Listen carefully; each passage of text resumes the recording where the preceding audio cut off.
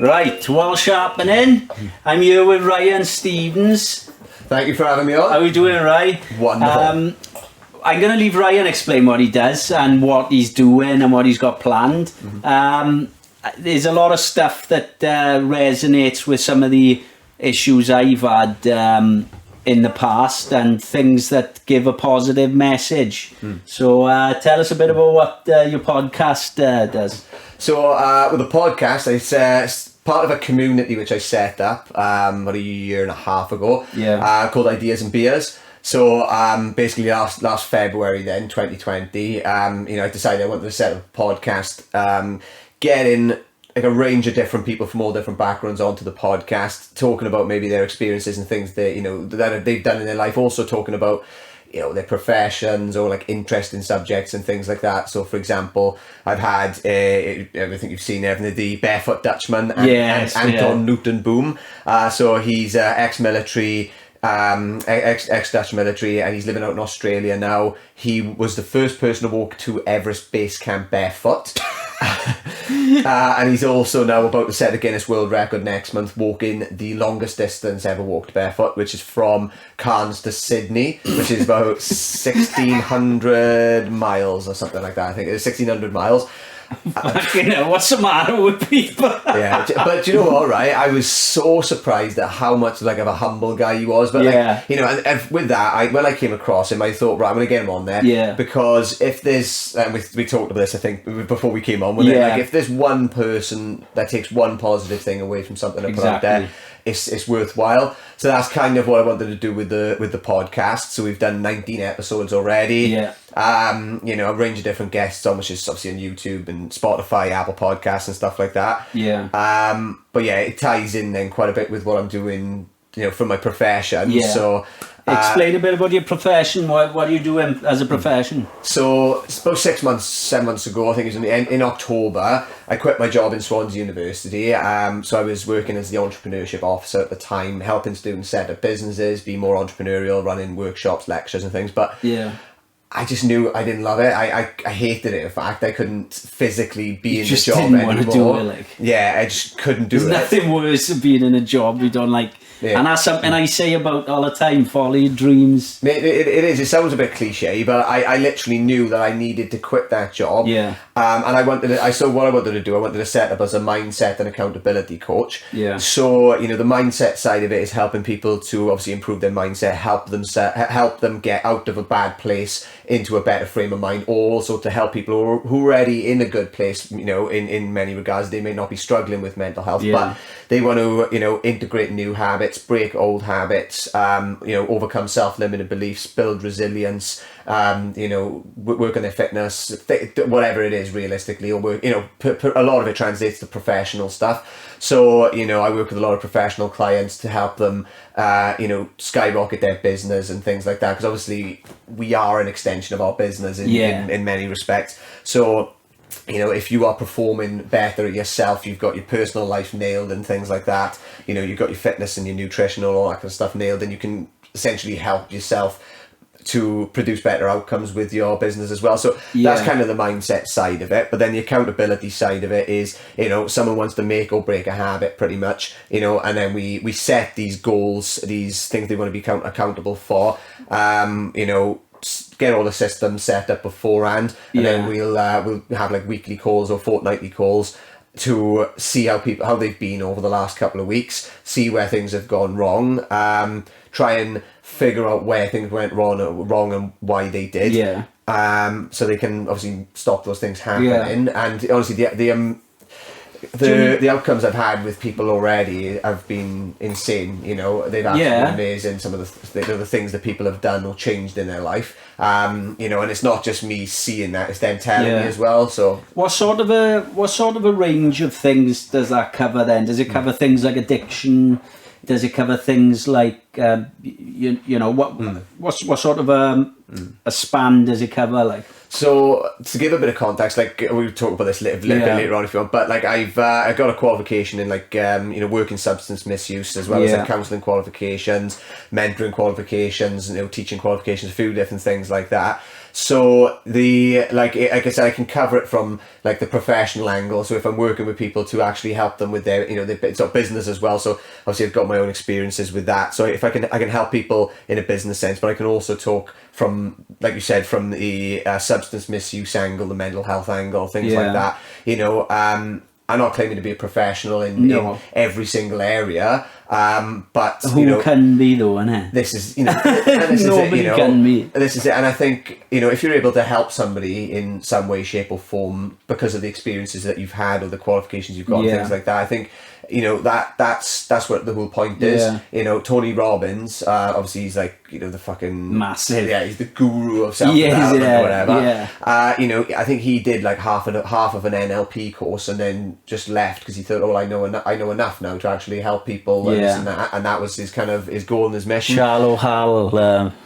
Oh yeah. He's in Shallow Hal. He is, isn't he? Yeah, I forgot about that. Yeah, no, and, in the lift, did he? Yeah, I forgot about that. That's a good film, actually. It's a classic, man. But yeah, it's it does cover it covers things like PTSD, trauma, addiction and things like that. Like I said, I'm not claiming to be a specialist. And what I tend to do is if somebody comes to me and they've got a particular issue or whatever, I'll assess them the same way. Yeah, the building blocks. Yeah, and if I think, do you know what? This is out of my, not so much out of my skill set. That is to an extent what I would do. But if I think they need better support, they need something more. I'll say to them, look, you don't need my support. You need to speak to this person or that person, and then I'll refer them to to these different people and places. And I think like I said, I'm happy to work with them as well. But I will say to them, right, this is what I can help with. With what you've explained to me. You potentially need that extra support. So, if you want to work with me, fine. But this is something that I would suggest that you go and explore as well. Like, for example, if it is drug related, to speak to a drug counsellor as well. And you can have it on both sides of it. You know what I mean? You can have the coaching as well as that. Yeah. And it's just hitting it from both angles then. We might be dealing with some confidence issues, resilience, building resilience, integrating better habits. We can talk about all that sort of stuff, but then they're getting the support for the drugs then from somebody who's who specialises in that. Yeah. So that's pretty much the way I work it. Yeah. How do you feel about the way things are sort of changing and moving with? Obviously, if you're you deal with people who've struggled with addictions, and not just addictions, but like you say, other things, confidence and stuff.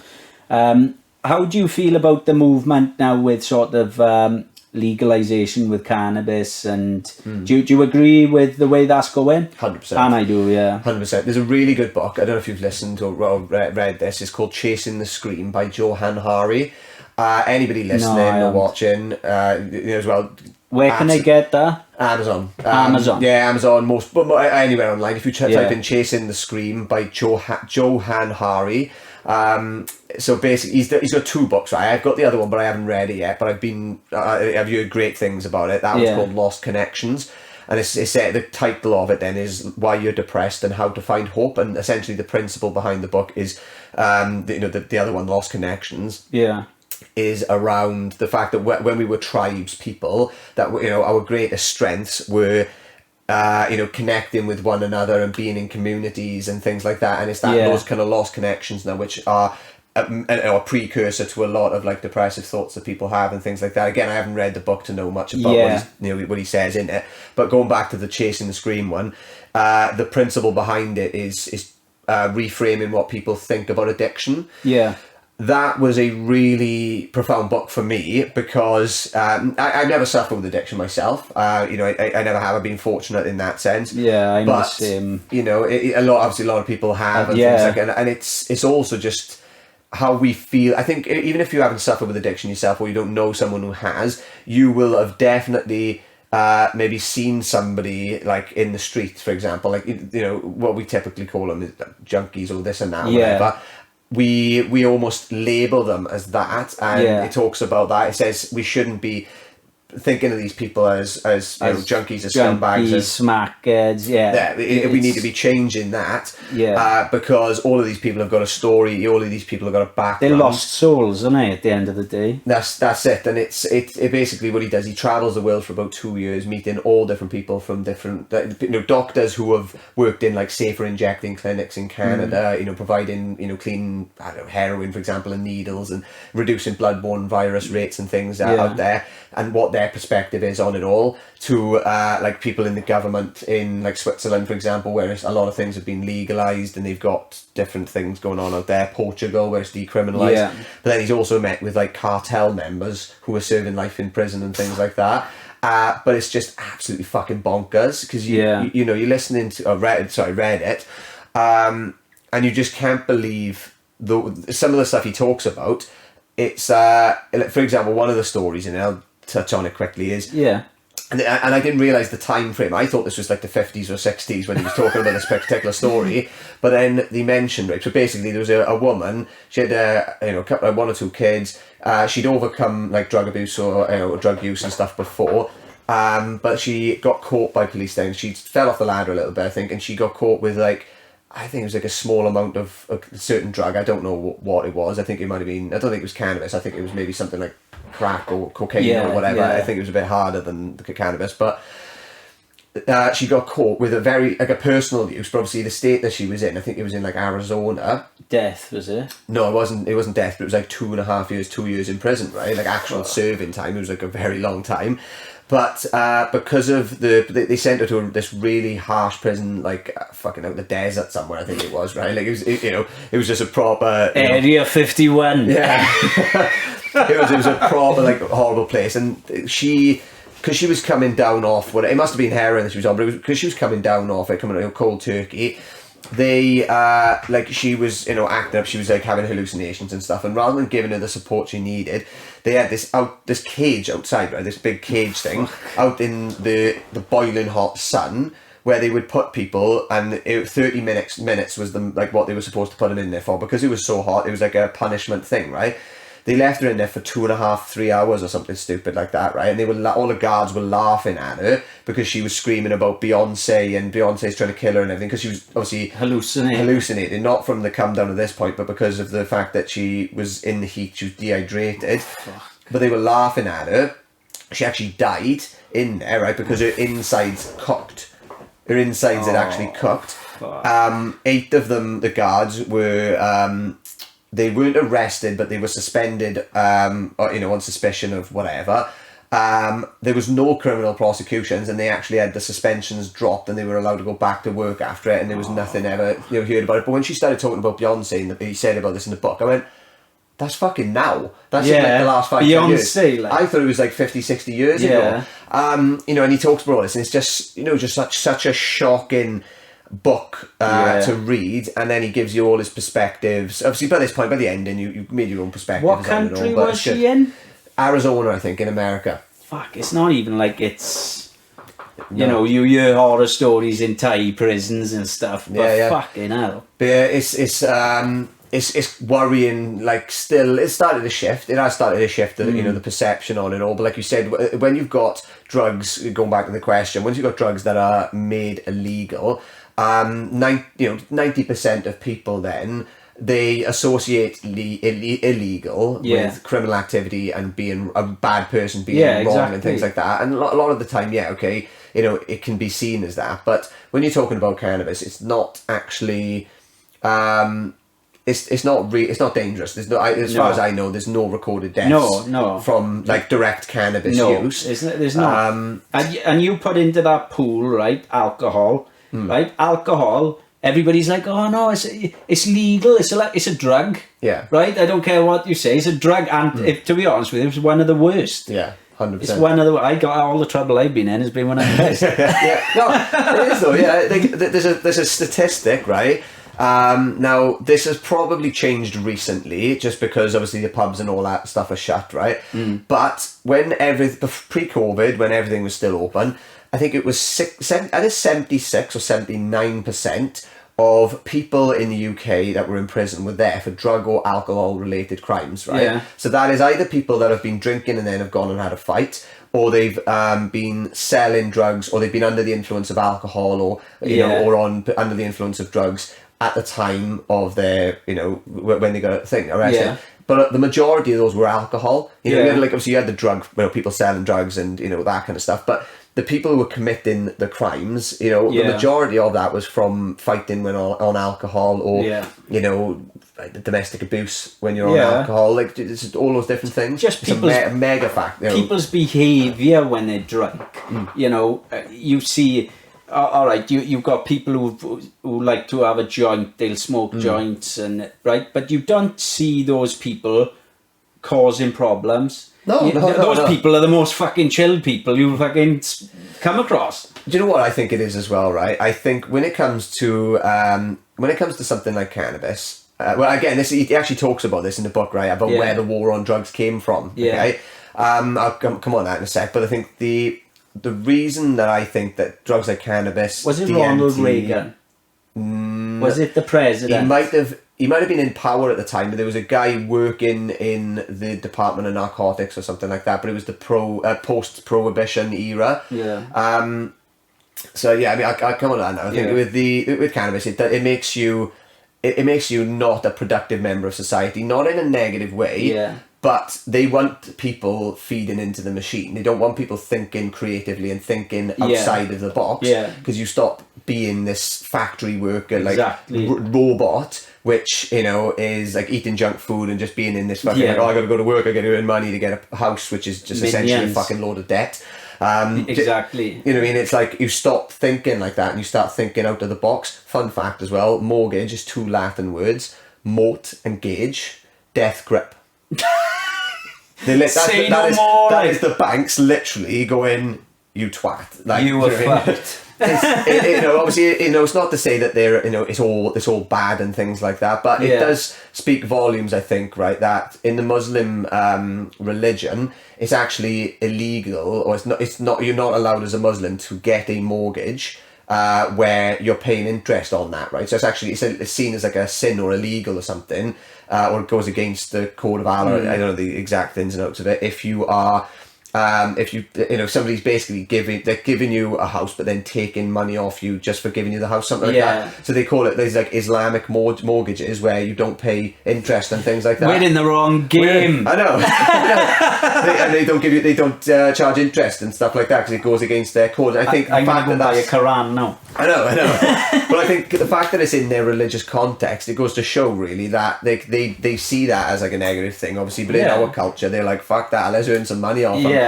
Going back to the book, the Johann Hari book, so there's a guy called Harry Inslinger, right?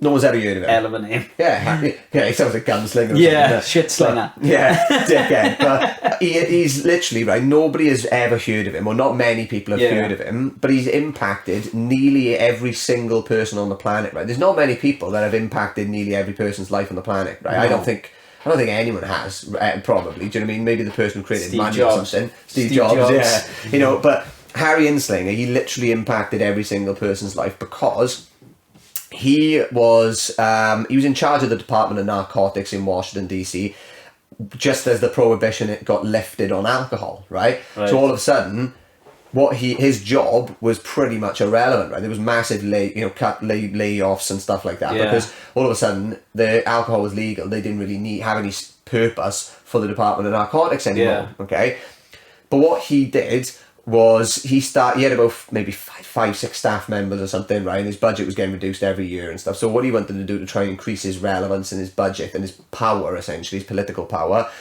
he started picking on particular drugs. So I don't know which one he started with first, but I think might have been weed, right? So he heard about something in like Mexico or New Mexico where a youngish girl, I think it was a youngish girl, she smoked weed and then murdered her entire family, right? 30 years later, they found out that she was schizophrenic, right? Yeah. Or 20 years later, they found out she was schizophrenic. But at the time, he went, boom, headline, weed, causes girl to kill her entire family, etc., etc., etc., right? Propaganda. everyone in the US was like, oh my god, we need to throw money at this guy. We need to fucking stop this. We need to stop these kids killing their parents after smoking a butt of a spliff. Like this is it. Yeah. This is it. And they were throwing money at him, right? So all of a sudden, more power, more influence, more money, more staff, etc. Right? So that was that. Now, I think one of the next ones was there was a black guy. There was a black guy who had taken cocaine. And he was trying to fight the police and things like that, right? But because cocaine, it makes you fucking come on, dude. Yeah. So the way that they labelled it, and you can imagine the headline at the time, obviously it's a racist, I won't say it, but it's a racist country at the time. Yeah. So the N-word was used in the head titles, and they said N-word became unstoppable and blah, blah, blah, blah, blah, fighting police and everything. And you can imagine, the white people at the time were like, oh my god, we can't have that. Yeah. And it was obviously it was a very prejudicial time, very prejudicial country. So they threw money at that to obviously put more restrictions on cocaine and the production of cocaine, etc., etc. More money, more influence. He ended up doing opioids. He ended up doing all of these different things, right? And he had so much power and influence at one point, right? That there was a guy in Liverpool. Bear in mind, he's in Washington DC. I think it was the factories in Liverpool shut down in the 60s or 70s. It was around 60s or 70s, I think. It was around then. I don't know exactly when it was they shut. Yeah, it was around whenever they shut anyway. There was a massive heroin epidemic in Liverpool and those areas. And also obviously the unemployment rate, all of the things that came with it. But the bloodborne virus rate went through the roof as well, right? It just shot up. I think it was like 90% or 100%, like more than it was or something. It was just shot up. Yeah. So there was a doctor there who started prescribing heroin and clean needles, and obviously doing like bloodborne virus checks and things like that. And I think he was actually helping them administer the heroin, something along those lines. Anyway, he took a really controversial but different approach. The bloodborne virus rate dropped significantly back to pretty much where it was beforehand. The overdose rate just was gone completely because people were going to him. So you had people who had actually gone back to work who would then go there, have their heroin or whatever, and then they'd go to work straight afterwards. They were still productive members of society, right? Some people can still function on heroin, can they? Yeah, and this is it. So they were doing that, right? And then all of a sudden, right, because it had such great exposure at the time, this Harry Inslinger out in the US caught wind of what this guy was doing. He put pressure on the US government to put pressure on the UK government, I don't know what, with probably relating to trade deals and things like that, to put pressure on the UK government to put a stop to it, and tried getting him. He actually, I don't know if he got him. I think he got him disbarred in the end. He stopped him from practicing as a doctor, got him shut down, tried getting him thrown in prison. I don't think that happened, but he tried to. And then obviously as soon as that doctor was gone and the practice was gone, everything went back to the roof, overdose rates, etc., right? So this guy had so much power and influence. He literally influenced how we, obviously in the US was like the leading thing of it. It pretty much influenced how drugs were seen and the restrictions and things surrounding them right the way across the globe. Yeah. And obviously they call it the war on drugs now, right? How many people has that affected? Exactly. Countless. Not, whether you've either actually been involved in that before and had some sort of impact on you, or whether you've had family members. But either way, it's created such a culture for looking down on people who are doing drugs. Yeah. Even people who are smoking weed. It's like people look down on those individuals. You can imagine it's just that word drugs.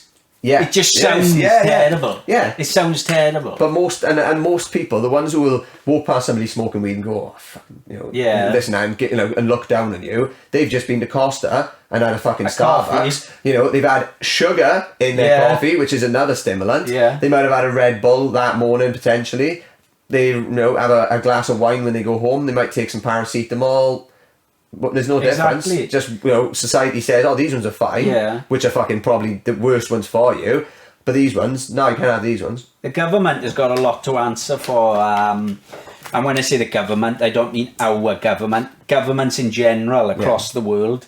They've, and that's why I said about Ronald Reagan, because him and his wife came out with a statement. I've got the right president, I think, haven't I? Where they were saying, just say no. Possibly, yeah. Was it Reagan? If he was around... Well, that Harry Inslinger... a speech. That Harry Inslinger was in power for like 30 odd years in the US. So obviously there would have been a lot of presidents in the time. So Ronald Reagan probably would have been one of them. He was the 60s, wasn't he? There was the Just Say No... and then because there's a film with Tom Cruise who's sneaking the cocaine across the border. The pilot one, isn't it? And it's all linked. See, I've seen that. I can't think of the guy's name he plays. But have you seen Cocaine Cowboys? No, I've heard of this. Oh, it's a hell of a documentary. I've heard of that, you need to watch it. I mean, do you know, I don't watch much TV. Oh, you need to watch it. It gives you a good insight into the drug history with America and how they were tarnishing everybody. They were basically saying, we need to crack down, we're going to send the army in. They were importing the most themselves. But to fund the war then, I think it was like Vietnam, was it, or something, they were transferring coke then, just shipping it across then, dropping it off, getting the money, and then using the money then towards weapons. Or it's so corrupt. It is, right. This is the thing. Like, look at what's that? The fucking woman prime minister we had recently, Theresa May. I couldn't remember if I couldn't fucking remember her name. Right. Do you know about her husband? No. Right. Oh, wait there. Somebody has told me. CEO of British Sugar, right? I haven't double checked this, but I'm pretty confident it's true. So apparently her husband is the CEO of or the owner or whatever of British Sugar, okay? Right. And apparently British Sugar own the largest cannabis or legal cannabis I was going to say cannabis in the UK, and they're shipping medicinal cannabis, I'm guessing, across different parts of the world. So it's like, okay, well, how is it legal to have this large-scale, medicinal cannabis operation available, to a corporate company, who's married into like the politics or into the to a politician, but then you've got people sitting in prison for, I don't know, having a couple of grams of weed on them or whatever, like and just trying to make a living. It's like, is it right for one and not for the other? The medicinal qualities in cannabis and all of this stuff is coming out now.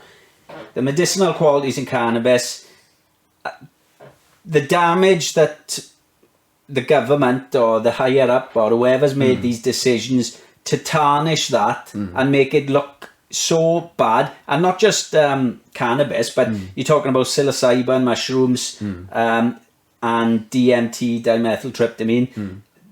That's being used now to treat post-traumatic stress, depression, anxiety, addiction, right?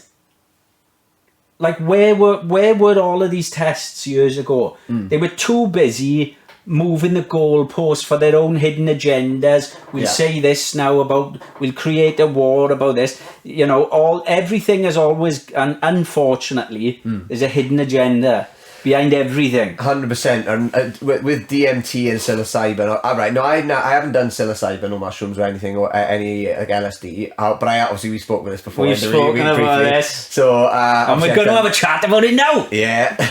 So obviously I've done DMT. So 5-MeO DMT. Now, like I said, I think the reason that they are banned, obviously they are powerful substances. There's no doubt about that. But I have not been the same person since I did DMT.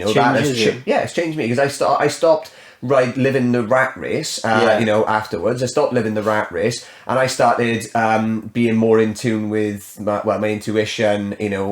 Spirituality. Spirituality. My gut feeling on things. Just very. It sounds woo woo. Sounds a bit cliche or whatever, but it's like, I started to realise that there is something. There is something else there. We've got our. Five senses. We can touch, we can smell, we can hear, we can taste, etc. See, but we talk about like this potential sixth sense or whatever. And like, I do think that intuition and things like that, it is this other sense that we've almost forgotten how to use. Right? You look at like the ancient Egyptians, and you look at the Mayans and these sorts of people. They had a higher level of intellect, intelligence.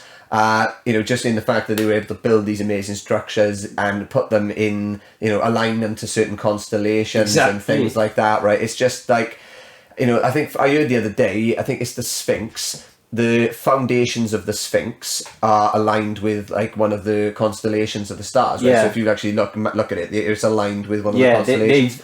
How, like... This is what I mean. It's like... Now, you're touching on stuff, right, that I've been interested in for years, right? I talk about it all the time. Like the Egyptian pyramids. They're talking about... have you heard that Robert Spock, who's been on Joe Rogan? Dr. Robert Spock? No. Now, I don't want to say figures of years, because I don't know exactly the years. But whatever we've been told in school about how old the pyramids are, this Dr. Robert Spock, who's on the Joe Rogan podcast, said about the weathering and the water damage. No, I have seen it, because he said it's about 8,000 years like older. He reckons they're so much older than what they say. Dig it up. No, they won't let him dig it up. He done is it an not ultrasound? What's the thing where you send a shock through the ground and you can see for hollowness?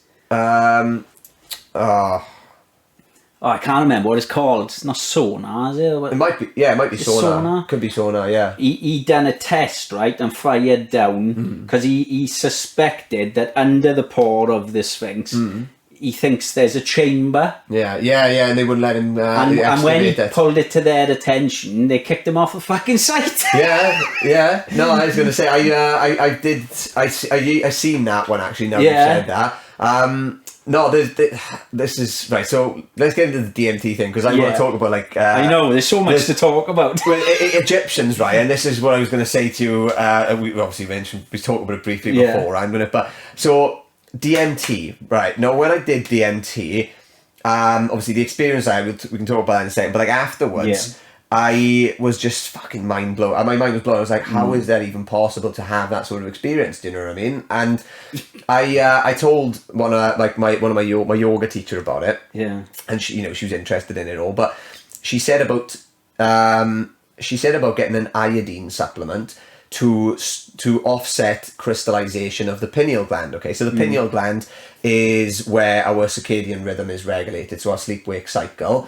And what can happen over time is there's a crystallization around the pineal gland, okay? Now, that can inhibit your sleep, so it obviously stops you from getting, good quality sleep and things like that, which is then a precursor for mental health conditions, or neurological conditions, physical conditions, and, like fucking everything pretty much, do you know what I mean? It can mess everything up if you don't get good sleep. But I suffer with my sleep big time, I do. Is that? Iodine supplement. But the pineal gland is also said to be the seat of the spirituality, right? So our spiritual receptor, our third eye. Third eye, yeah. Now, obviously, when you take DMT, I don't know if you had this. There's like a crystallization on the back of your neck. Yeah. If you've experienced that, so there's a crystallization on the back of your neck, which is basically this, third eye opening, and then you get a flurry of energy and things like that. Now, she told me about this iodine supplement, and I just thought, after we yoga, I went, I'm going to go home and have a look at this, right? So I literally went home, put my dressing going on, and it was like it was the fucking first thing in the morning, right? It was 9:10 in the morning, I was off work this day. I thought, let me just have a little look at this. I was there for 6 hours. Right, I was there for 6 hours because my mind was just blown, because I came across, so I started looking at the iodine supplement and blah, blah, blah, and what is, good for the pineal gland and all that shit. Did you try it before you took DMT? Iodine? No, I didn't. No. Did she advise you do it before or after? Afterwards. But what it was, right, it was not so much the actual supplement itself, but what I found when I started looking into it, right? So, now, fluoride that's in our toothpaste and in our water, okay, as well as is it chlorine or there is chlorine in there. There's chlorine in the water. There's a couple of different chemicals, fluoride being one of the main ones. Now they're obviously in the water supply in our toothpaste. Now the teeth are connected directly to the brain as well, which I found interesting when you're putting fluoride on them. But basically, it forms crystallization around the pineal gland over the course of time when you're using fluoride or having fluoride in your water and things like that. Now what happens when you have that crystallization is, like I said, obviously it inhibits your sleep, but also your spirituality and your intuition, I suppose. All of that's kind of clouded and a little bit fuzzy and things. Now, when I took the DMT, it pretty much smashed those crystals off, right? So I was reading a lot of stuff about this online. Because I was very spiritually open for a good while afterwards, okay? I was. Yeah, you make sense of things. Everything's just like, I get it. Like, you look at the things, you're like, oh my God, I've never thought about that. Yeah. What the fuck? It is. It's just absolutely changes the bonkers. way you think. Yeah, 100%, right? But then what I did, I came across this guy's blog, right? So he is they call him the CEO, his website is CEO Stage. So his name's Scott Jeffrey, and he is like a business, so CEO. He's literally a fucking business coach for like CEOs, but he talks about like spirituality and, nutrition, loads of different things. He's a very knowledgeable guy. So I was reading his blog and I couldn't find anyone else online talking about this stuff, right? Because I spent ages on his blog. Yeah. So he talked about decalcifying the pineal gland, so they're getting the crystals and shit off it.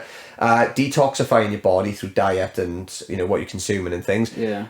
Reducing blue light, so the blue light, from our phones, computer screens and things like that, how that can affect our sleep and our pineal gland and things. And then the fourth part of the blog was how you activate your pineal gland without the use of psychedelics, right? So obviously... Breathing, is it? A few different things. So obviously psychedelics is one of them. Something called Qigong, which is a form of Tai Chi, is one of the ways you do it. Third eye meditation. So essentially, if you're sitting there and you just focus your attention on this part of your mind.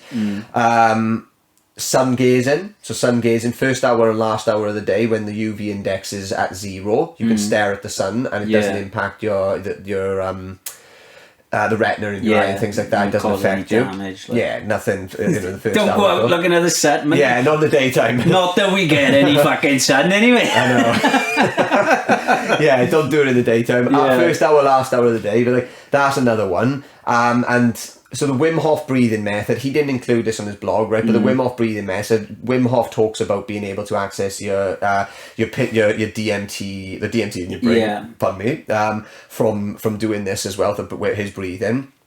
I haven't experienced that, but I've had some really close. Have you tried experiences with the Wim Hof breathing? Yeah, I do it quite often. Yeah, and I've got to a similar state. But if I was, I don't know. I think I could probably reach it from there. I can't imagine it being as explosive as 3 talks from the old... Well, there's the other one, right? There's the other one that he talked about. Yeah. Binaural and isochronic tones, okay? Now, what they essentially are frequencies that respond... tones that respond at a certain frequency. So our brains are broadcasting and receiving stations, right? Yeah. If you see someone who's happy, it uplifts your mood a little bit. If you see someone, nearly fucking knocked that over. If you see someone who's sad, you if you spend a lot of time, you're more likely to kind of tune into their frequency, all right? Yeah. So it's like you're going at positive energy. Yeah, we're all going at those different frequencies, right? But now I don't know the ins and outs of it essentially, but I spoke with somebody who is a neuroscientist, I think. That's probably the right term for it. And when you look at, like, for example, the TV for a certain amount of time, a TV is responding generally at a specific frequency. Now, let's say it's roughly 30 gigahertz or whatever. I don't know if it is that, but it's responding at a frequency which is most associated with a depressive state of mind. Okay, so if you're watching that TV for a long period of time, what happens, right? You literally, you start off like this, then you're like that, and then you're like, going down. Yeah, you're laying down then, but you're ordering shit food and you feel crap, don't you, right? Yeah. You could say that's because of the lack of movement. You could say it's from the lack of movement or from the food, but you could also say that, you've just been watching this for a long period of time, and it's like, okay, people just say, I feel really tired now, I feel really shit. Hypnotic state, isn't it? Yeah, it could be just programming your brain at that frequency. Now, binaural tones, going back to them and isochronic tones, like I said, they will respond at certain frequencies, and then certain frequencies are associated with different states of mind. So you've got, like, I think alpha state is, high productivity, high energy, you're getting stuff done and things like that. Generally, most of us are in alpha quite often throughout the daytime, so we're probably in like an alpha state right now, I think. Then you've got beta, which I think is like more of a chilled out type state, and you've got delta then, I think, which is like just before you go to sleep, and then theta, which is deep sleep, right? Yeah. So you've got all these different frequencies. Now that binaural tones, right, I thought I'm going to give that a listen. Okay? So this is about 2 weeks after I did DMT. Now I put my earphones in, literally Saturday night, 10 o'clock, all the lights are off, I was having an early night, I hadn't had a drink or anything like that, put my earphones in, listened to a binaural tone, and within 3 to 5 minutes I went into a flat out DMT state. Serious? Yeah, not as powerful as that, right? Because obviously when I did DMT, there was like I wasn't conscious, I wasn't able to move my body and things. It almost takes you. It takes you, doesn't it? Right. Whereas I was still able to move my body. I was still awake. I was still in the bed, but I was literally there. And I could see, like I had my eyes closed and it was pitch black anyway, but I could see blue pulsating energy in my hands and things like that. And again, crystallization on the back of the neck, this flurry of energy right throughout the way throughout my body. I was kind of closing my fist and I could feel like this immense energy go into my hand. I was like, what the fuck? Something's happening. Honestly, my mind was fucking blown. I opened my eyes, I was nearly crying because I was like, what the fuck has just happened? Because it wasn't the experience as such, but more about...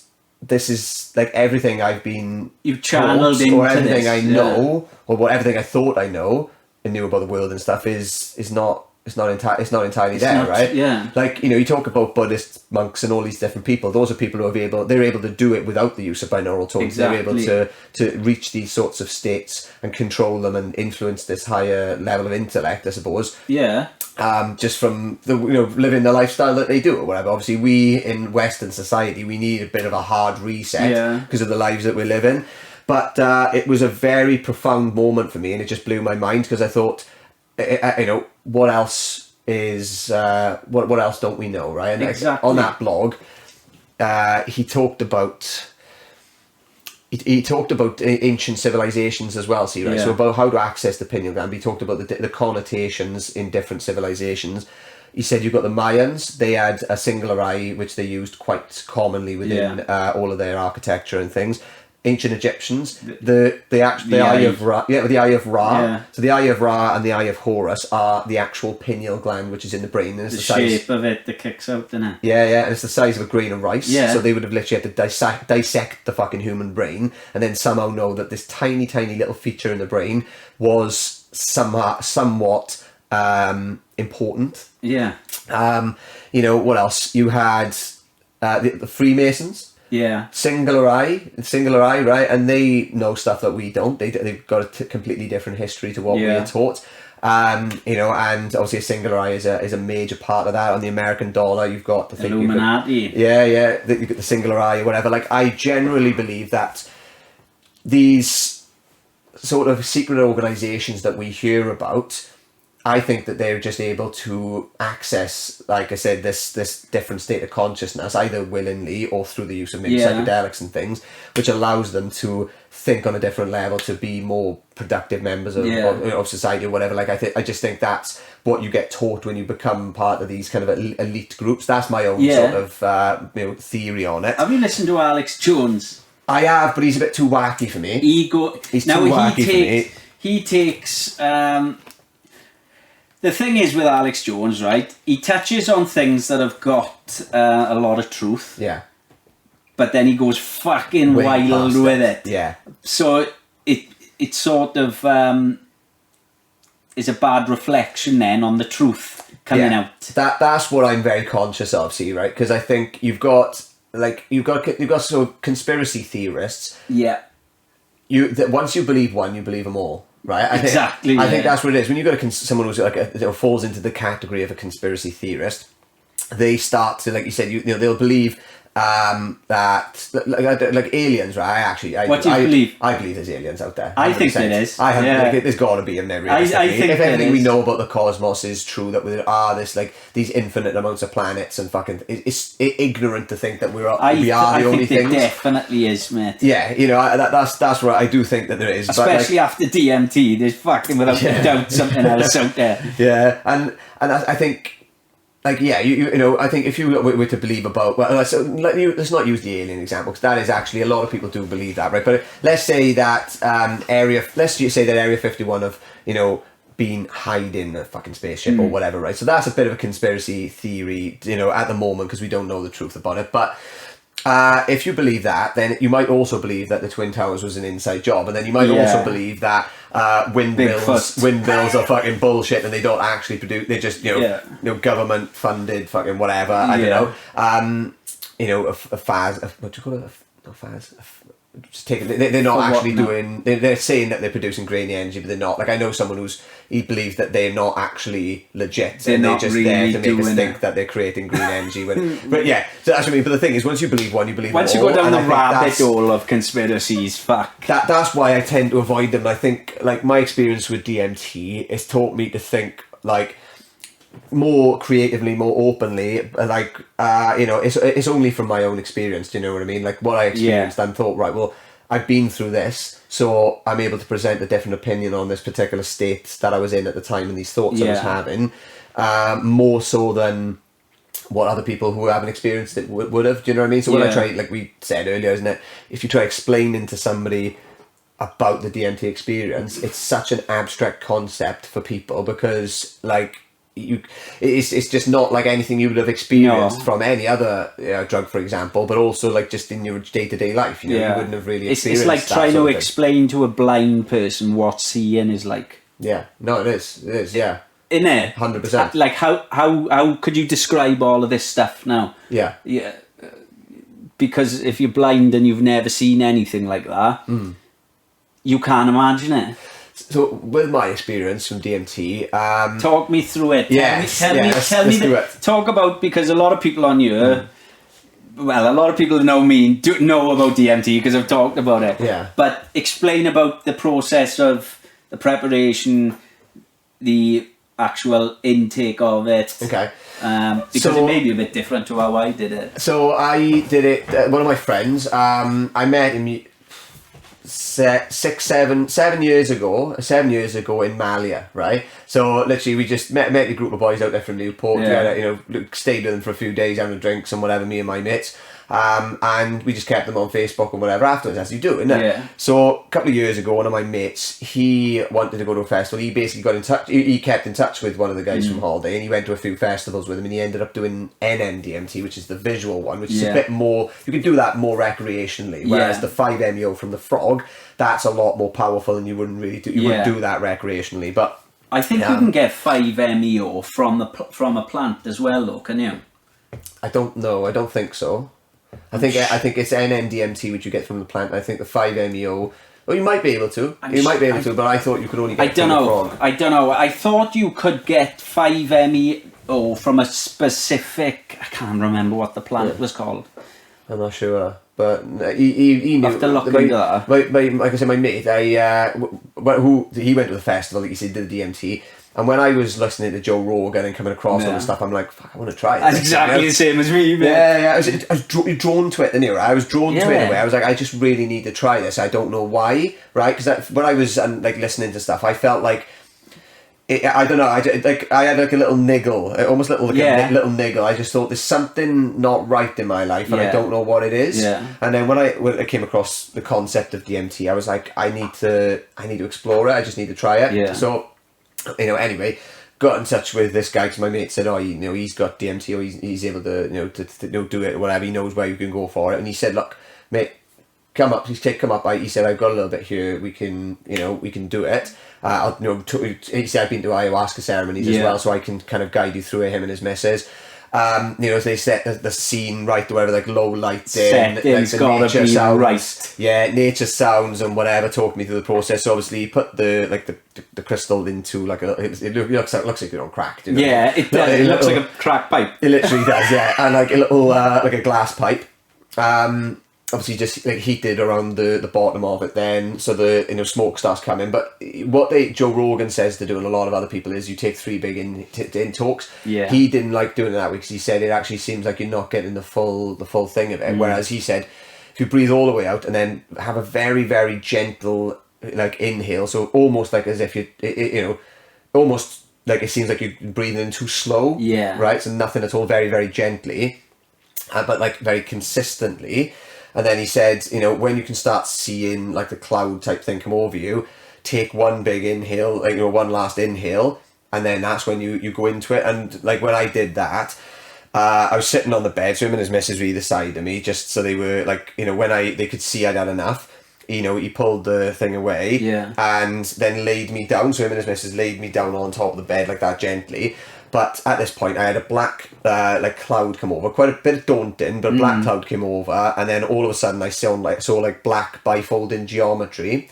And it almost, the best way to describe it is, it felt like I was falling into my brain. Okay, so it felt like I was tumbling into my brain, and I was seeing, you know, like this these geometric patterns and stuff. Like an Alice in Wonderland. Yeah, almost. Yeah, it is. Yeah, and but it was weird because when as I was doing that, then I kind of, after however long it took, I don't know. I had no concept of time when I was in there, because I felt like 10 seconds, but it was actually 12 minutes I was under. Yeah.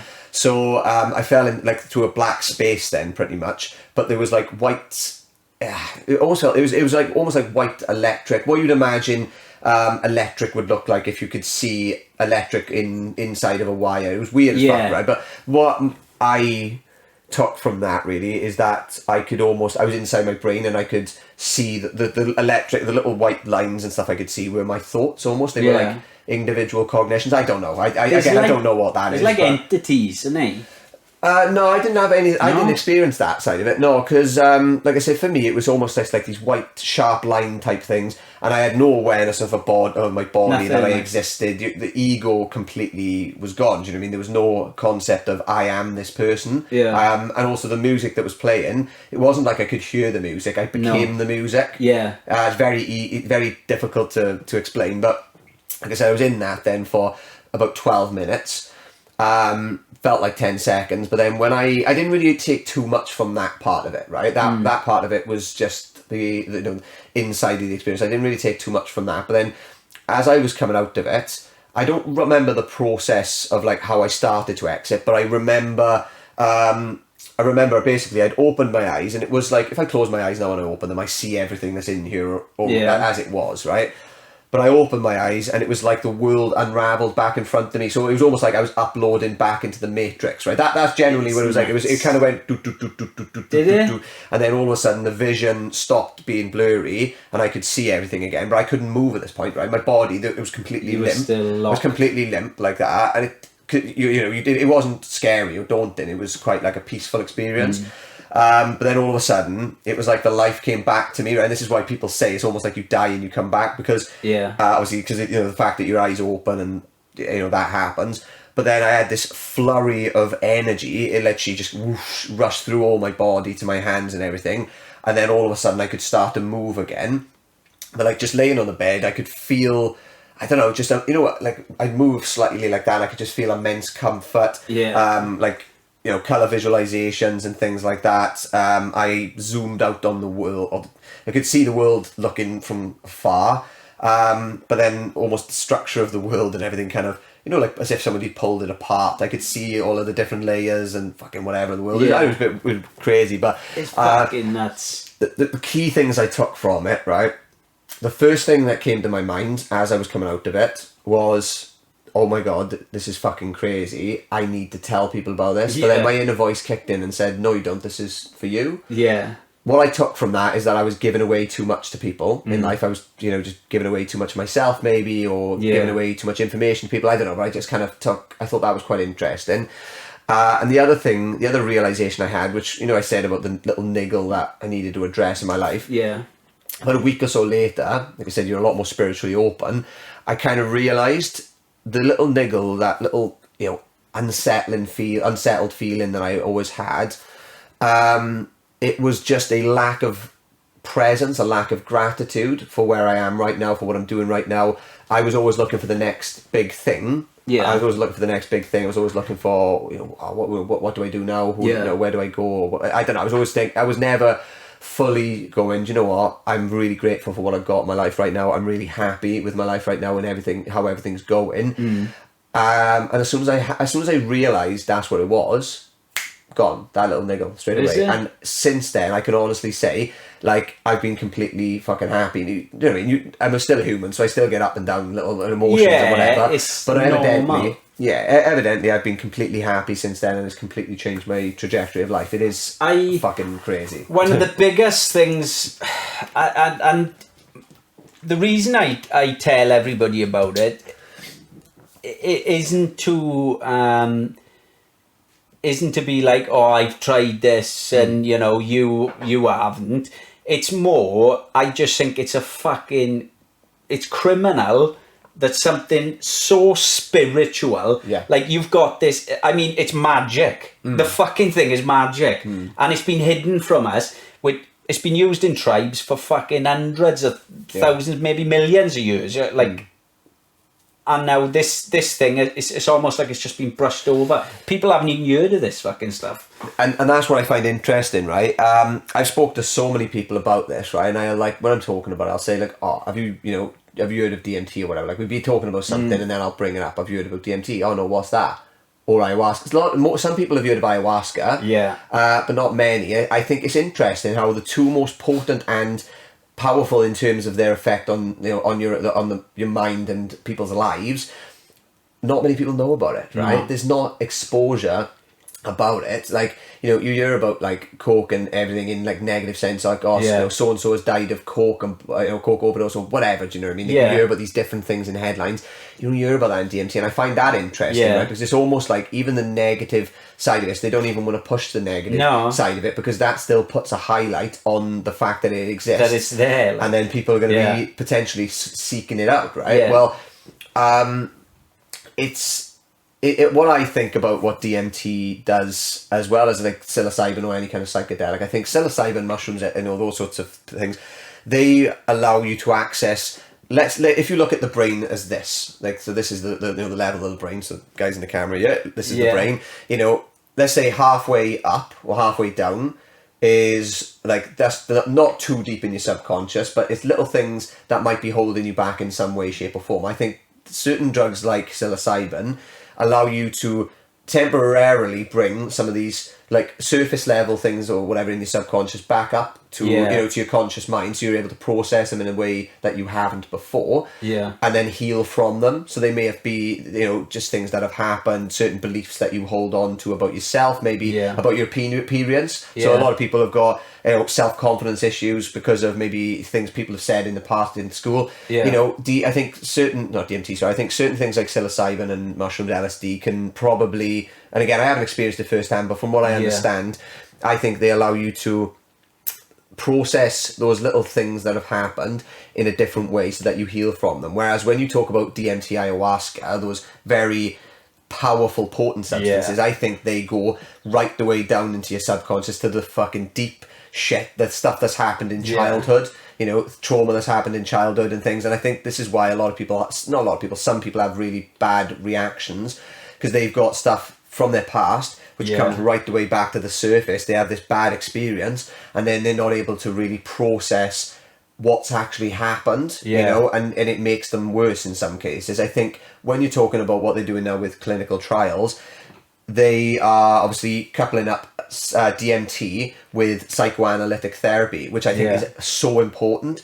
Because if you're somebody who's looking to use DMT or ayahuasca for healing, you need either a shaman in a proper ritual who's able to talk you through the experience afterwards, and how what it could mean, and things like that. Or you need somebody, like I said, like a psychotherapist or somebody who was able to really help you make sense of what's just happened, so that you benefit from it rather than get worse. Like I said, I think that's what happens. I think that it's allowing you to heal so that you become the very best version of yourself, and you're not caught up on things that have happened in the past and that things that are dragging you back. And I can honestly say, like, my life has totally changed in terms of mine has. Since that.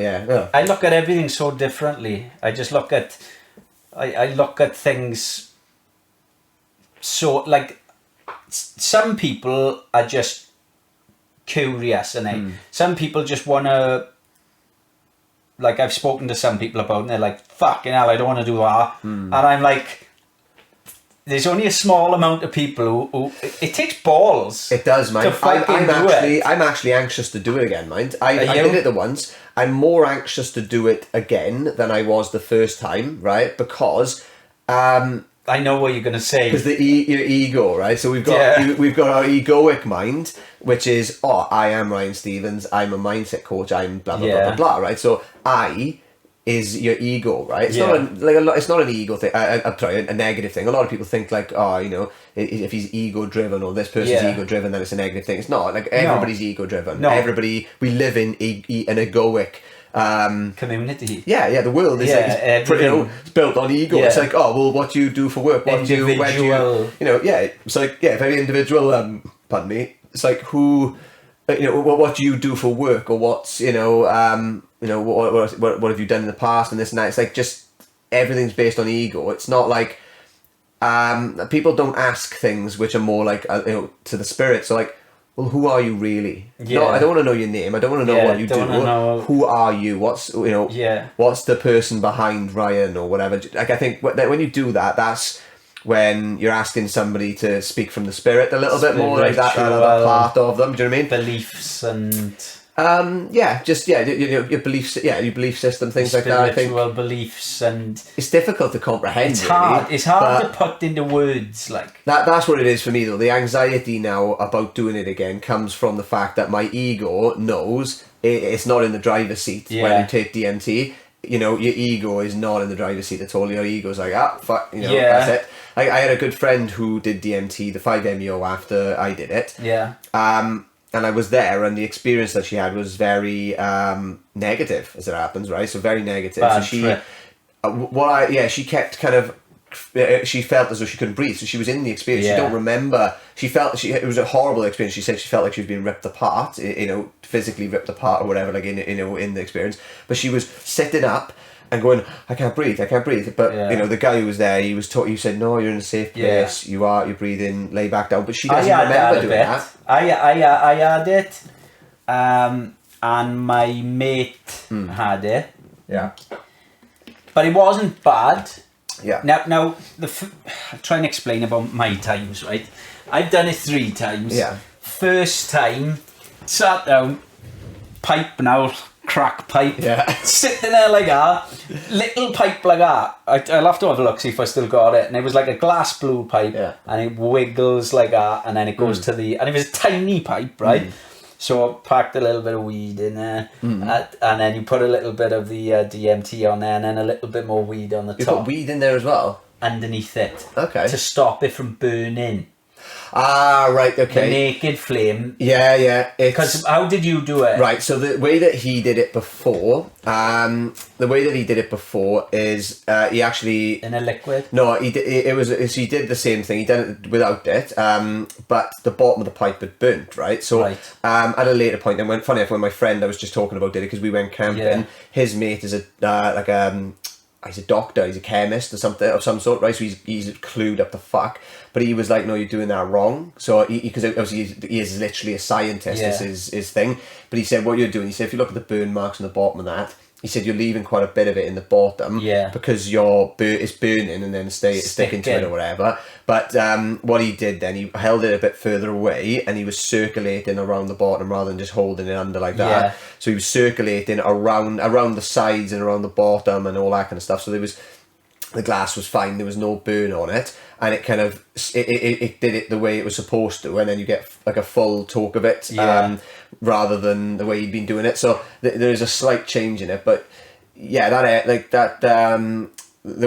person I was talking about, my friend, just to finish that one, she literally had it, and when she explained it after, she didn't know that she'd woke up and she was like that, do you know what I mean, trying to breathe. But what I said to her, what I think it would have been, and she agreed as well, is, it was her spirit's almost trying to take her, the DMT's trying to take her down this path, and then her ego, her mind's like, oh, hang on, no, fuck off, I don't want to go down there, I'm not in the driving seat, come here, and it's trying to kind of, that whole not being able to breathe, that's a very basic function. Yeah. That it's kind of saying, like, oh fuck, I can't breathe. That's what's trying to bring her back to reality, if you like. Sorry, go on. She didn't. I think what had happened there was, and I think this is what the case was with us, me and my mate. You take the puff. It's really harsh. So straight away when you take the first one, you think, fuck, you need to cough. But you're thinking, I'm not coughing. It's not, because you're supposed to hold it for like 12 seconds. So I took the puff, let that weird taste, weird smell. It's like a fucking musky, dusty. It's hard to explain. It's really fucking weird. Yeah, it is weird. I remember that. And I took the first one, held my breath. Now the first one went smoother than the other two. Took the puff, held it, breathed out, felt like a bit of lightheadedness. Took the second one, held it, all geometric patterns. Then I closed my eyes, everything was just going, and like unbelievably like clear, like patterns clicking, and they were almost like just blending and mixing like a Rubik's Cube, and there were new pieces joining on. And it's in a way that you can't really comprehend either, isn't it? Like, it's like, how is that? Oh, so weird. But this was just the start, this was. So then I remember thinking, I'm not breathing, right? And that purely because I think, this is just my fucking theory, I hadn't taken enough, because I still had the third one to go, because I was only on the second puff. Right. So I took the third puff, and then it's just like I just went, right? Yeah. And then all of a sudden, closed my eyes, laid back, and everything, all these geometric patterns, there were more coming in. He was building this big tower in front of me. Now everything else was just black. Yeah. Just black. And I wasn't a person. I'd been zapped out of my body so quick that I'd even forgotten I was a human. I was just a state of consciousness in this... It looked like in this thing of just nothing, but with this geometric tower building in front of me. And I was looking at the tower, and I just remember thinking, look at all these colours. Look at all the patterns on... And while I was doing that, it changed then, right? The tower changed from this geometric pattern tower to scales of a snake, right? Right. Now, imagine the tower was... It's so hard to explain. The tower goes like that, up to... You couldn't even see the top. And then imagine the snake was wrapped like that. Okay, right. All the way round, right? But the scales... You could reach out and touch them, right? And it was moving. The snake was coming down this tower. Yeah. So the snake, the tower became the snake. Right. Then the snake started slithering down. And straight away, I was like this now. For a split second, I remember I saw the snake. My mind must have snapped back to a bit of consciousness a bit. And it wasn't panic, but I just remember thinking... Am I having a bad trip? Why the fuck am I seeing a snake? Right? Do you know what? You probably Loads of people have seen it. I was going to say, you might not have had enough mind. You know, if you're able to, like... Because they say that, right? It's like, if you're able to comprehend something like that, sometimes you think... I went through to another stage then, all right? Yeah. I went... And this was the first time I did it, right? Right. I went through to another stage then. The second... the stage after that, because I snapped back out of it. I think the first time I hadn't gone deep enough, right? Yeah. I snapped out of it a bit. All right, I'm all right, because I was in... Yeah, I still thought worrying about me. So I was like, I'm all right. Next thing, gone again. Yeah. Just zapped. Next thing then, I was over... There was this mist everywhere, right? Multicoloured mist. And as a state of consciousness, I'm like, scoping. Next thing... the mist was the same colours as this snake. This snake was like all blues and purples and like a petrol-y sort of colour. Okay. But this mist was the same colour when I went back into it. But then as I scoped down, I was over like a red desert. There was like Indian panpipe music playing. Do you know, like tribal, like... It just had a spiritual... Like the panpipe music was in my head. It wasn't playing on the radio, and I was listening. It was crystal. I can still hear it now. Like. Yeah. And then all of a sudden, then it was like I was this mist, and I was like, fucking hell, like I am the mist. And when I come back from, it sounds so stupid. When I come back from it, I was trying to explain to my missus like what the fuck I just seen now, and she was like, what the fuck are you on about?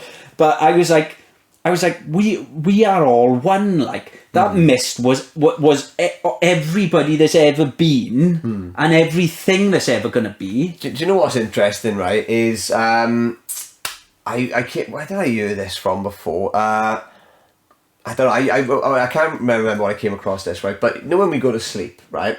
When we go to sleep, have you ever had a dream where there's a particular person in the dream? Let's say it's your brother or your sister or something, right? but they don't look like them. They look completely different, but you know it's your brother or sister. Yeah. Right? Have you ever had that? Or you go like, or to a place. So you're in a particular place. Let's say it's your house, but it doesn't look like your house, or your house isn't in the place it's supposed to be. Yeah. Right? Like the place that it's in looks entirely different, right? So, like, that's quite a common recurring dream for most people. That is, right? Like they'll have certain details which are right, but then certain details that won't. Right? They'll all be a bit muddled up.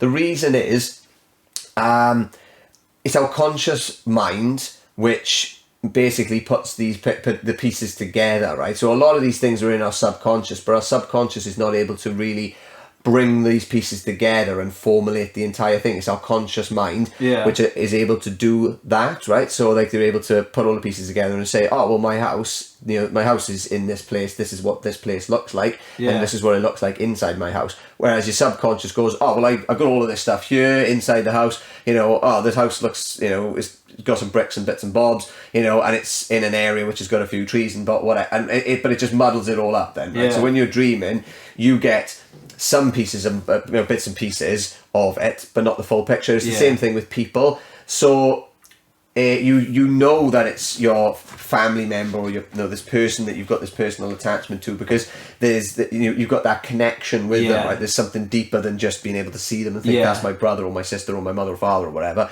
You've got that connection. You know their presence almost.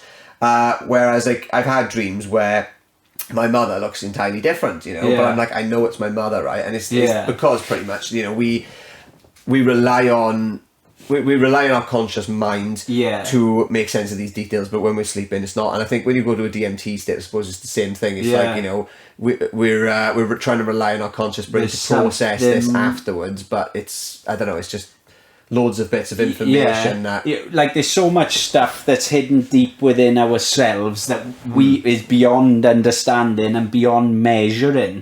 Do you know what I mean? It's like the second time was fucking even more fucking strange, to be honest. The second time I went into like a fucking, it was just this conveyor belt machine, the goals and stuff. It was all Egyptian hieroglyphics all over these things, and there were these reptilian things in it. Okay. And it was a weird, it wasn't a nice feeling. Yeah. It's really hard to explain. It was a really weird feeling, but these reptilian things were looking at me and communicating between each other, and I knew that they were saying, like, what is he doing in here? Oh, fucking It was weird, it was. Do you know what? That would probably be the NN-DMT then, I'm guessing, right? Because like, well, I don't know, I might be wrong, but like you do have it's a lot more of a visual experience with NN-DMT, which is from the plant. It was very visual. Yeah, for people listening as well, obviously, I'm guessing you probably know this, but like, DMT is produced naturally in the brain, right? It's naturally recurring in different substances, different plants and fucking animals and things like that, but it's also recurring in our brain. It's like, I think, my understanding is when we're coming out of a deep sleep, I think, when we start to elicit dreams, I think that is when the DMT is released in very small doses. It's produced in like the pituitary gland or gland. Pituitary gland, I think it's that, and then it gets released in the body.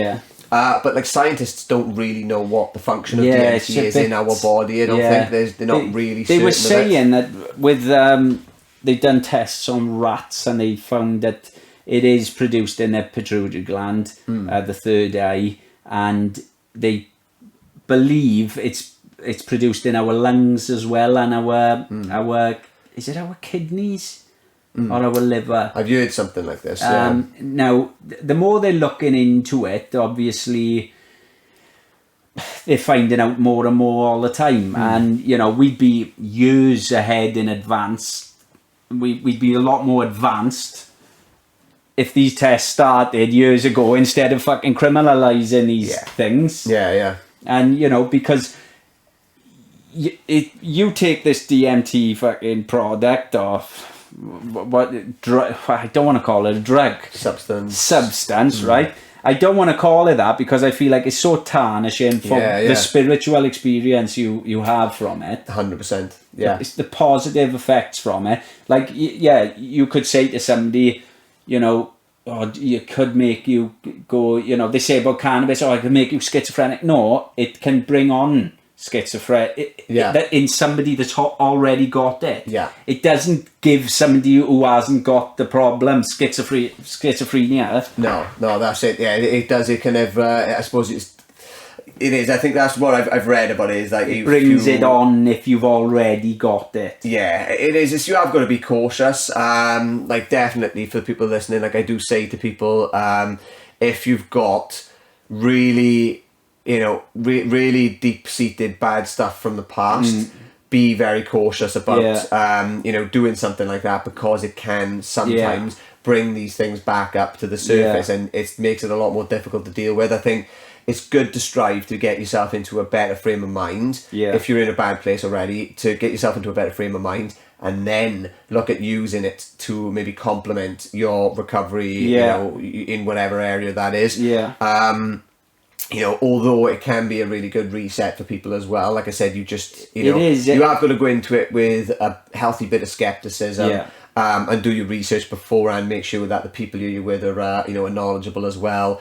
I think that probably one of the best ways is to go to like a reputable ceremony. For example, I mean, the way I did it isn't the right way to do it, but because it is so hard to sort of like, they obviously haven't got shamans around here. They haven't, or if they have, they fucking underground like.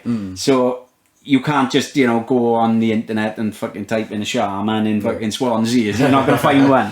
But you need to do your research, and, like I didn't just do it without researching. I researched everything like fuck for about 2 years before. No, you've got to go in more informed. And like I said, I don't think it's not going to be for everybody, but I do think that it definitely needs to be talked about a lot more. 100%. It is. It's interesting. It's the best VR headset out there. It is, isn't it? Yeah. No, like, can you imagine now if fucking Sony fucking invented that, and they were like, look at this new VR headset. Do you know what's interesting? There's the game I used to play when I was a kid, but I can't fucking remember the name of it. It was a shit game anyway, to be honest. But I was trying to think. I thought back to it after DMT, because I was like, that game I used to play was so similar to it, right? Because you're like floating in this fucking just black empty space with like all these different things of light, and I don't really know what the point of the game was. I have no idea. I can't remember. I was too young to remember, but I did Google it afterwards. I managed to find what I think was the game online, and I went, that is 100% inspired by DMT. This guy's been taking DMT. It was. Like. I literally, I think in fact I typed in game that resembles taking DMT or something like that, and I think I actually did find it from there. So I think there was something, I think that, and you're talking, this is PS1, right? So you can imagine the graphics. But if they would have remade that on like the PS4 or whatever, now Xbox One with the graphics with the today or VR headset, it would be, it'd be similar, in terms of the visual experience, but obviously not the actual the physical sensations and things that you get to accompany it. Exactly, like me though. Do you know you're saying? But there now, I researched it, and I was typing in films that were inspired by DMT, and I was just trying. James Cameron, fucking bonkers. Avatar, James Cameron. Oh, that's nuts, right? So if you look at Avatar as a film after taking DMT, right?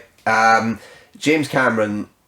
He's definitely done it, or he's had some sort of experience with psychedelics. Ayahuasca maybe, or something like that. Well, if you look at Avatar as a film, right, what is it? So you've got an indigenous species of a planet, which are being killed off, which are being, their land is being taken away from them and destroyed. And they are aware that everything is connected in the I was going to say in the arse then. Everything's in connected the arse. Everybody's arseholes are connected. In the arse.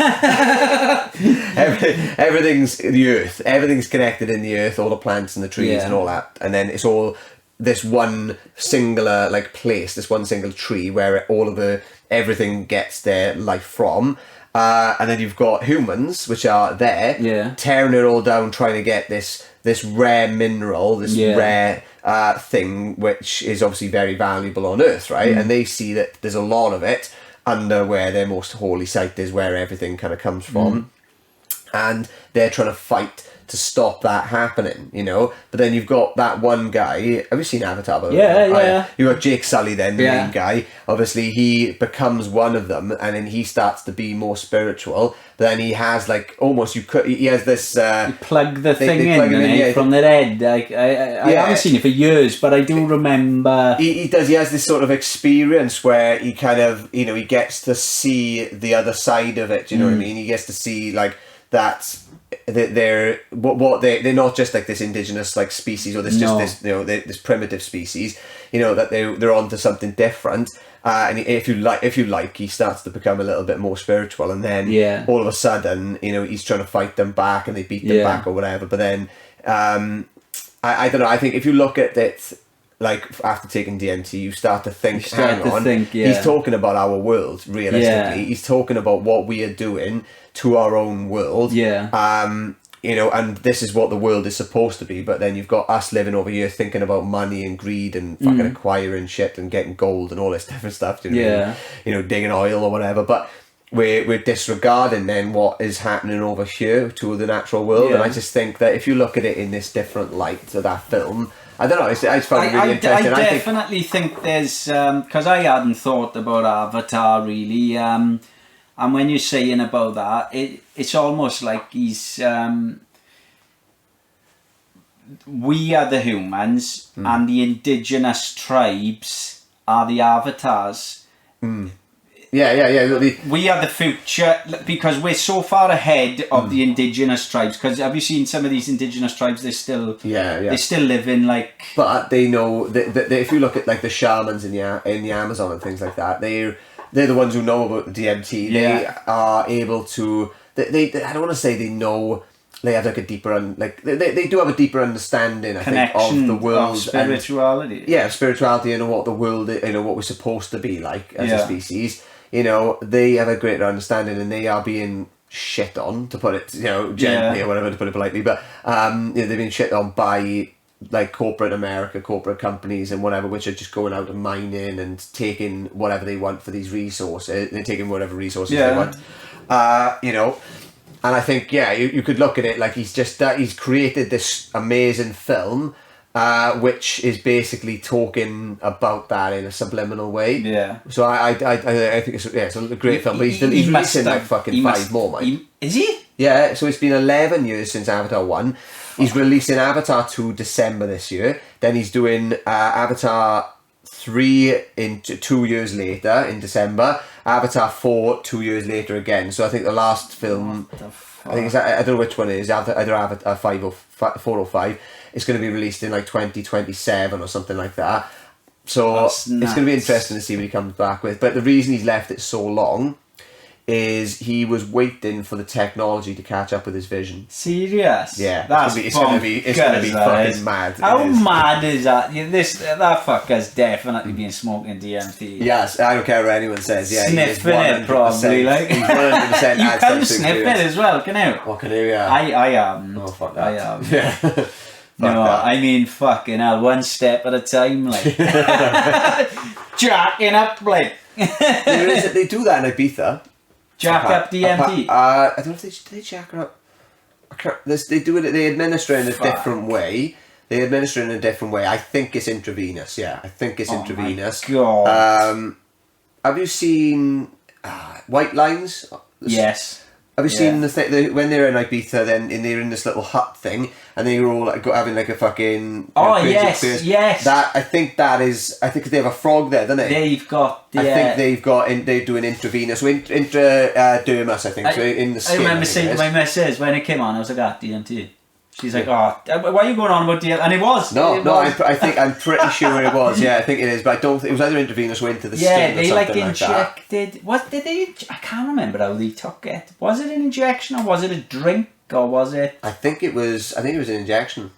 I don't know. I'll have to watch White Lines again. It was a good program. Actually. Yeah, it was a good program. It was a good, and they were supposed to be doing a second one, and then they cancelled it, didn't they? It's cancelled, is it? It did. Oh, yeah. I know. Hopefully, it'll come on a different channel. It'll probably be on the British channels. Yeah. Because it was a British. But mind you, they didn't air it on the British channels, or did they? They aired it on Netflix. No, I think it was a I think it was a Spanish director, mind. Was it? I think so, because I think the guy who, I think it was this, I might be wrong, but I think it was the same guy who made, what's that one when they're in a bank and they do a robbery? It's all in Spanish. Oh my god, it's going to do my head in. I can't think.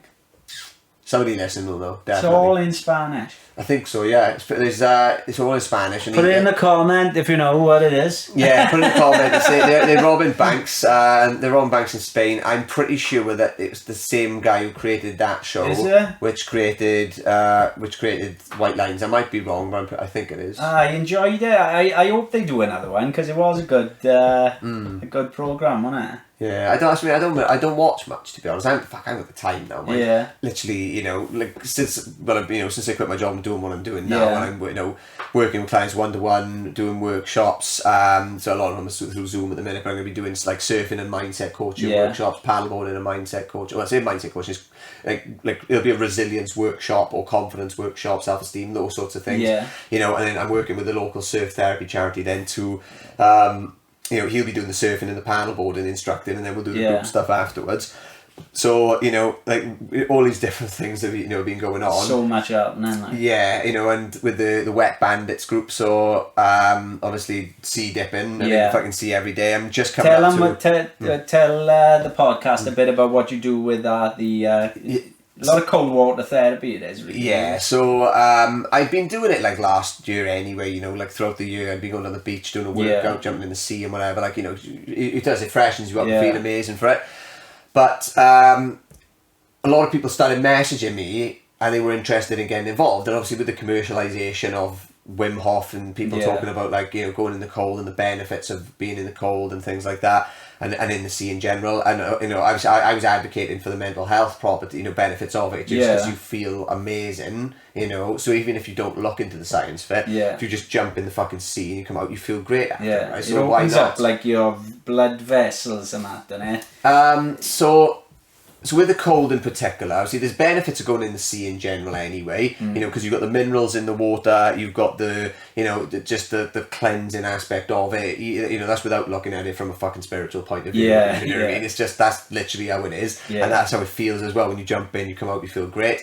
So, when you add the cold into the mix as well, your body goes into a very primal state, so it goes into like a survival mode state, and when that happens, you are not thinking about anything else. So it essentially it's creating presence. It's creating presence within that moment. It also adds. It's a great way to build a community as well, really, because if you've got a few people doing it, you're all on the same level. You're all fucking freezing, so it doesn't matter. It doesn't matter, what you've done, what you've achieved, what car you drive, what fucking, business you own, how much money you've got in the bank. You're all fucking freezing. You're all just as cold as each other. Yeah, so it's a very good way to build a good, strong community. And it's amazing, really. The Wet Bandits group that we've got now is amazing. Like, everybody helps each other out. So it's incredible to see. Bandits. Yeah, we put it to a poll and that's what come back. It was good, actually. But it's been incredible to see how people have benefited mentally from it. So like one of the women lost her mother last year, still absolutely, wrecked her. It's really affected her. I didn't mean to rhyme then, but she's you're gonna break into rap. His palms are sweaty, knees weak. She literally, she's cannot emphasize enough how much getting in the sea has fucking positively impacted mindset, right? And there's a load of people which have said the same stuff. There's a guy on my social media. I am gonna get him on for a chat because he's suffered a lot with his mental health. Reese, his name is. I don't know if you've seen him. He does a lot of cold water therapy. He's very up and down with his. He's still going through a tough time now. I'm not too sure exactly. I want to get him on so he can go into a bit of detail really with his story, and he's still going through it. Now he said he's living in a hotel somewhere at the minute while he's trying to find somewhere to live and that. But I said, look, we'll come on, have a chat, and say a bit about your story and how much it's helped him with the cold water therapy? It is. Cold water therapy is incredible. Like, there's so many people which have got the testament to it. But like, you know, when you look at it from the cold aspect of it as well, right? So you got the sea, obviously, in general. But like, when you've got the cold aspect of it as well, it's essentially, like I said, it's causing you to go into that primal state, and then you're shaking afterwards, you know, for ages. Obviously, your body's trying to warm up and stuff like that. It's trying to, you know, it's your body's natural response when you're shivering to warm you up. So, for one, you've got the calorific aspect of it, right? So you're burning stupid amounts of calories from doing that, right? So, obviously, in line with a good diet, you could offset weight if that's something that, you know, somebody was looking at doing. You've also got the new research which has come out about it, which is the there's a particular fucking, what's it called? Type of protein. There's a particular protein which is produced when you are exposing yourself to cold conditions, and that protein is, they're basically saying it's stopping dementia, or it can stop dementia, can slow the onset of dementia and Alzheimer's and things like that. Yeah, slow the onset is the right way to say it. So there's loads of stuff which has come out about that recently. So a lot of like older people have started doing it now, especially because of that. You know, so that's another aspect of it. It's and it makes you feel fucking great. In all honesty, it does. It makes you feel so good when you do it, and you know, when you come out, like the mental health benefits. Like there's some pseudoscience. I don't know if pseudoscience is the right word, but there's some science which is, you know, which backs it all up. But then there's also like some purported benefits. So the purported benefits are just how people feel. Yeah. You know, so there's a lot of it are purported, but there's a lot of it which is backed by science. Wim Hof is a good example of this. So if you look into Wim Hof, you know, what he talks about, obviously he's gone into the science of cold water therapy and what it actually does, and he talks about that in his book. He talks about it in, you know, on loads of different podcasts, and you know, when Joe Rogan, actually, he's done a Joe Rogan podcast. You know, he goes into all of that kind of stuff and how it's impacted his life. Yeah. So his wife committed suicide. So he basically just said he was in a park one day. So, you know, like just early in the morning, he seen ice on this lake, and he thought, "Fuck, I'm just going to jump in there." He jumped in, and he said he felt cleansed. All his pain was gone. You know, this mental pain that he was going through with his wife committing suicide, and then he went on this big journey. Then essentially discovering, you know, what he was supposed to be doing, and discovering, you know, how you can really benefit, you know, change your own physiology, your own mindset just by exposing yourself to the cold. So, you know, like I said, it's what we've done with the Wet Bandits. It's very much made a massive impact in a lot of people's lives. Like they've, you know, and I've had people say that to me as well. Like they said, you know, you don't know how much doing this has helped. Yeah, you know, so I think through lockdown, it's been very, very good for a lot of people. Likewise with Ideas and Beers, you know, Ideas and Beers, obviously I haven't been able to run anything with that, so I've just been doing the podcast. But generally we were doing community meetups, so, you know, meeting up, having a couple of drinks, you know, discussing ideas and things, and essentially I wanted it to be like an informal way of networking, but that, you know, building a community so that if somebody wants to set up a business, they've got these different people here which have maybe walked that path before and can give some information, give insights and help that person to really get them to, because essentially when I was setting up my first business, none of my family had set up a business before. They were very, I don't want to say they were unsupportive, because that's not the right way, but they just didn't know how to support. Like, they didn't know how to support, and, you know, also like, well, how are you going to do that? They were kind of like, they were criticising it, not intentionally trying to bring me down and to stop me doing it, but they were obviously doing it from a point of, you know, care, a point of, you know, like love, where they didn't want me to be hurt. But then my friends completely, you know, destroyed the idea pretty much. When it was the tattoo studio, actually, it was when we were setting up the tattoo studio, you know, because I didn't do the tattooing myself. I just, you know, it was me and my business partner. We had obviously one or two tattooists that were going to come to work there and stuff. So we knew what we were going to do in that sense, but they didn't know what the vision was. So they knocked it down. Whereas, if I'd had the Ideas and Beers network at that point, I would have had some constructive feedback, constructive criticism, and I would have had some help. I would have had a reliable network of people who could have really helped that come into fruition.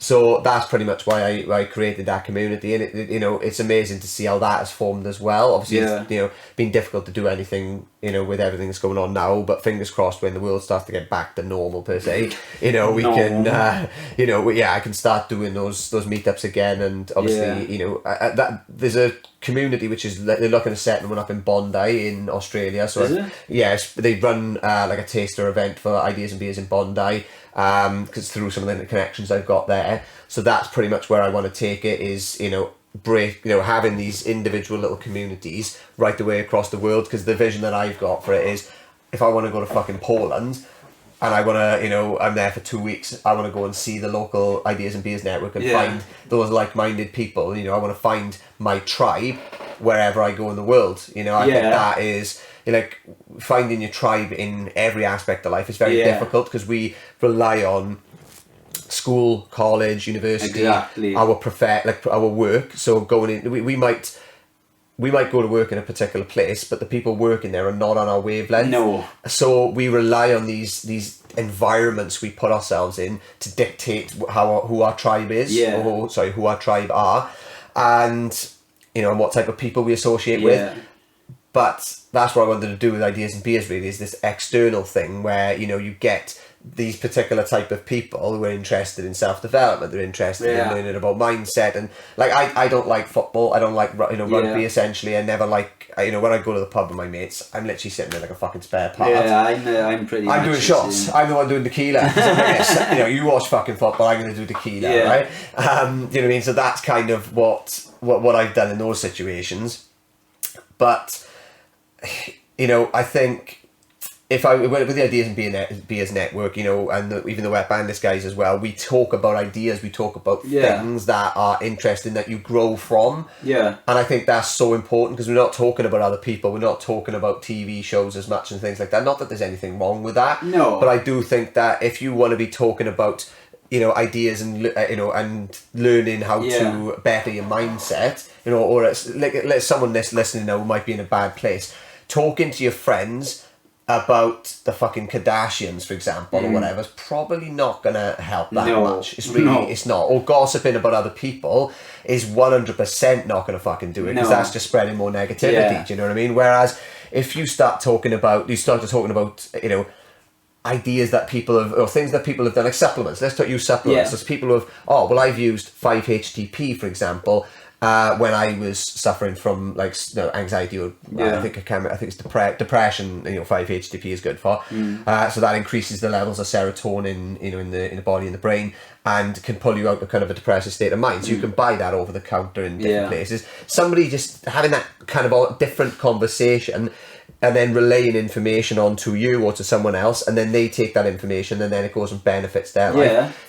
That's those are the kind of conversations that I love having. I think those are so important. You surround yourself with positive people. I mean, and that's something I never used to talk like this until after I'd done DMT. I didn't. I didn't even look at things like that. Yeah. But it's when since I've done DMT. It's never been so clear. I find it visually so much easier to spot what's not good for me to be around. And what is. What am I drawn to, and what do I know? Right, that's not.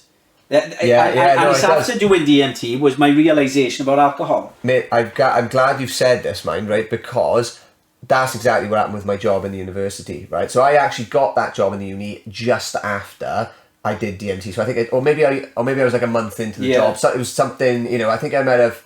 I tell you what, no, actually, I think I did it. About a month or so into being in that job, and at the time, right, on paper, this job, right, I was laughing when I was doing the application, right, and I literally didn't even proofread it because I knew fucking full well that job was meant for me, pretty much, right, in terms of the way it was, right.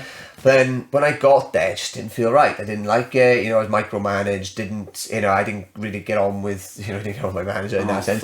And it was, not to put all the thing in that. It was just I wasn't right for that job. Do you know what I mean? It was not. I didn't like working in that establishment, right? And I just didn't fit, like I said, I think the DMT, right? I think what it made me, realised after a while is I fucking physically couldn't be in that job anymore. It got to the point where I was working from home, so the whole routine was stripped away, the social element was stripped away, the being around, you know, the students and actually helping them, you know, all of that was stripped away, the delivering the lectures and workshops, all of that was stripped away. So it was just the bare bones of the job, which I realised I don't fucking want to do. It's not serving my overall mission. I didn't feel like I was really helping people. And I physically got to the point where I could not send a fucking email. I could not work myself up to send an email. I was like, how, like, I just had such a mental block on. I was sitting there, I was like, this is crazy. Like I said, I could honestly go off probably with stress at the moment because I literally can't I can't do it. Do you know what I mean? It was crazy. But like, that's where I think the DMT almost, like,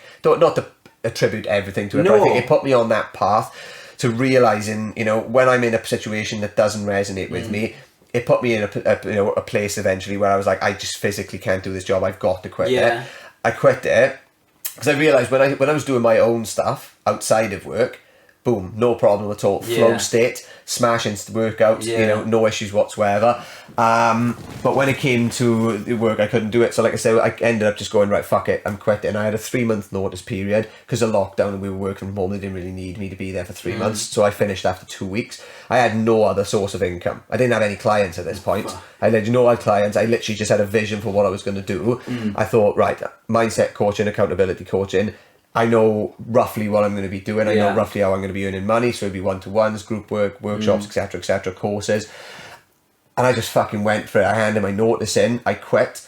I did work part-time jobs as well. So to be like, I'm not going to be like disingenuous. I worked delivering for a takeaway. You got to do it though, mate. Yeah, you know, a couple of evenings a week. I literally signed on to Universal Credit because I thought, right, at least I've got a bit of a backup thing. Yeah, and obviously then I started acquiring clients and things like that, and then eventually got to a point there where I was like, right, after Christmas I stopped working in the takeaway. Obviously they stopped Universal Credit and stuff, so I was just working entirely for myself, and obviously doing the workshops and things. And now I'm starting to see how, you know, like you said about walking that path, finding your, you know, following your dreams if you want. Following your dreams, that's what I say all the time. Yeah, it really started to resonate with me because I knew that it was the right decision to make in the first place. Yeah. I knew everyone thought it was fucking crazy, and I don't blame them. I don't blame them for doing it. I honestly don't, because I knew full well that it seemed like a crazy thing to do. It seemed like a crazy thing to do, but I knew it was the right thing to do.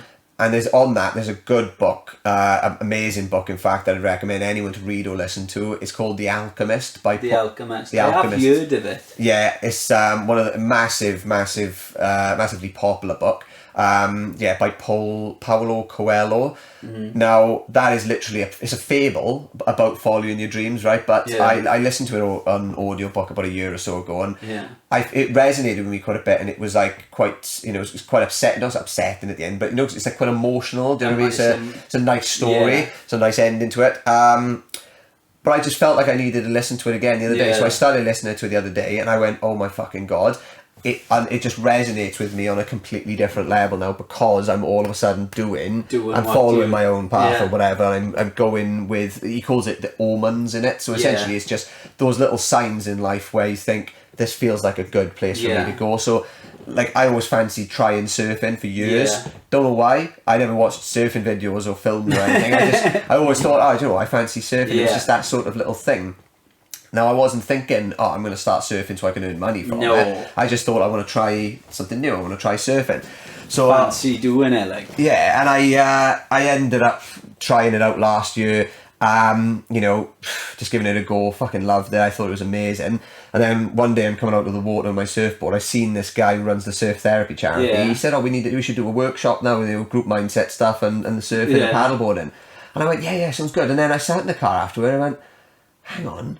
I've just turned an interest into a passion, into a fucking income, into something that's not going to only serve my bigger mission, which is to help people, but actually to earn money in the process. Yeah. And I thought that's just something that was an interest, you know what I mean? Like, I honestly, I think those little things that in life that we feel like we need to explore, those are the things we need to be doing. Too many people look at university and they'll think, what job can I get at the end of that?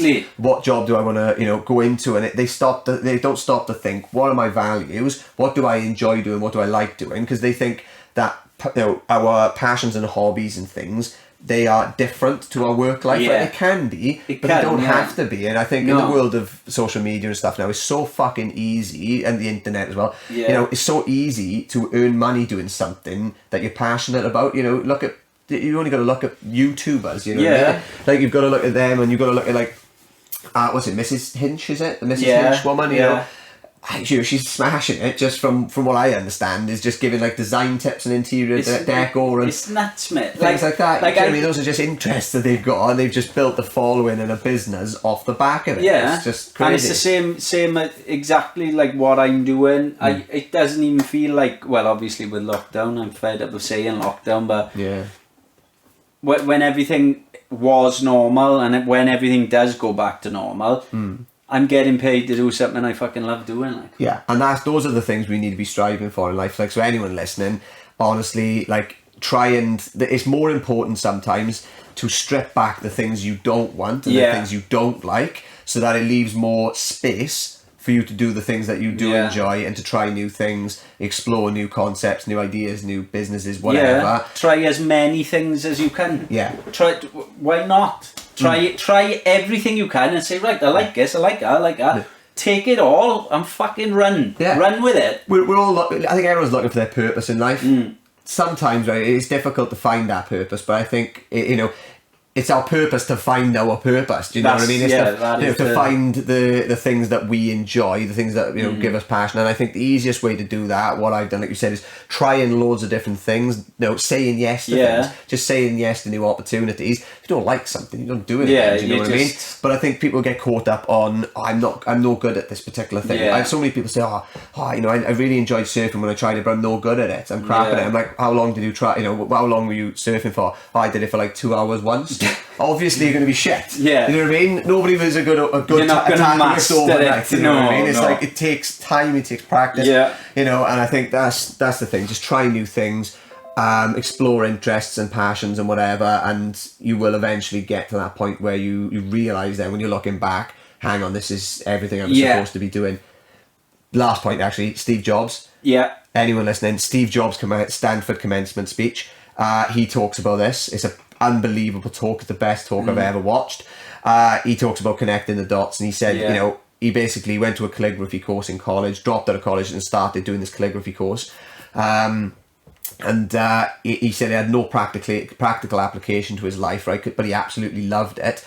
Until 10 years later, when they were designing the Macintosh, and then he put all of the fonts and the different calligraphy and stuff into the Macintosh. Windows copied that, so he said it's entirely possible that no personal computer or phone would have the typography it's got today if he hadn't dropped in on that single calligraphy course. And he said, he said looking forward he could never see it, but looking back it was very clear. So he said you just got to trust that these interests and things are the right. That's your intuition pushing you in that right direction. You've just got to trust in yourself. It sounds woo woo, sounds cliche, but that's pretty much what I've done right now, and I can fucking genuinely say it works. Like, and another thing is Steve Jobs, Bill Gates, all these fucking people who are pushing the boundaries, or have pushed the boundaries and changed the future and all that, all experimented with psychedelics. All of them have. Yeah. Steve Jobs, he's openly talked about that. He did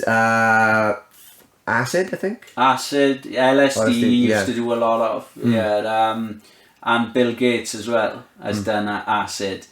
There's so many people who have done acid, even the ones that you think haven't, they've tried it, I'm telling you. Yeah, Elon Musk 100%. Oh, yeah. You don't think like that otherwise. I personally think he has. He's so out there, he thinks so outside of the box. Have you tried, have you thought about trying, or have you already tried it? Flotation tanks? Yeah. Have you tried it? I've done it once. What do you think of it? I enjoyed it. I found it nice, but it was before I did DMT, so I mean... Would you try it on DMT? Oh my god, I don't know. I think it'd be a bit fucking much. Oh my god. That would be insane, no? That would be... Can you imagine that? That'd be crazy. I haven't tried it, so...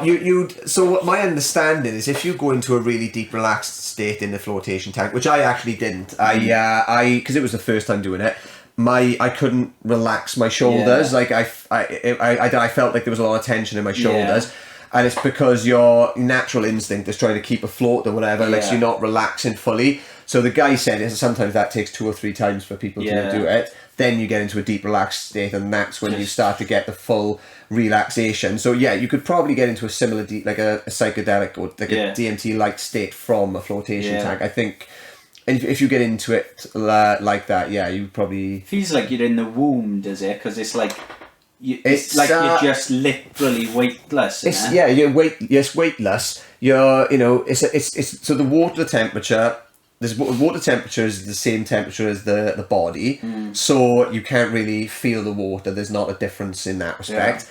You're inside a dark like tank thing, like a chamber thing. So it's not daunting. It's just like you can't see anything, so you've got no visual sensation. It's quite you can't really hear anything because of the walls and stuff. It's quite quiet. And obviously you've got half a ton of Epsom salts, which floats you, and is good for the skin and things like that. So it's just strange. Like you just feel like you're floating in space or something. It's quite bizarre. Like I was thinking, it must feel like you're just in the womb. Yeah, it is. It's probably you could probably say that. Like the obviously the Epsom salts, it kind of helps you float up to the top and things. Yeah, it is. Like it's just a very chilled experience. Like I think people do it for different reasons. So it's good for your skin, but it's also good for lowering your stress response. Anxiety and overcoming things like that. I do. I think it is. It's pretty. It's worth trying. It's definitely worth trying. What's the other thing I was going to suggest? Cryotherapy. Did you touch upon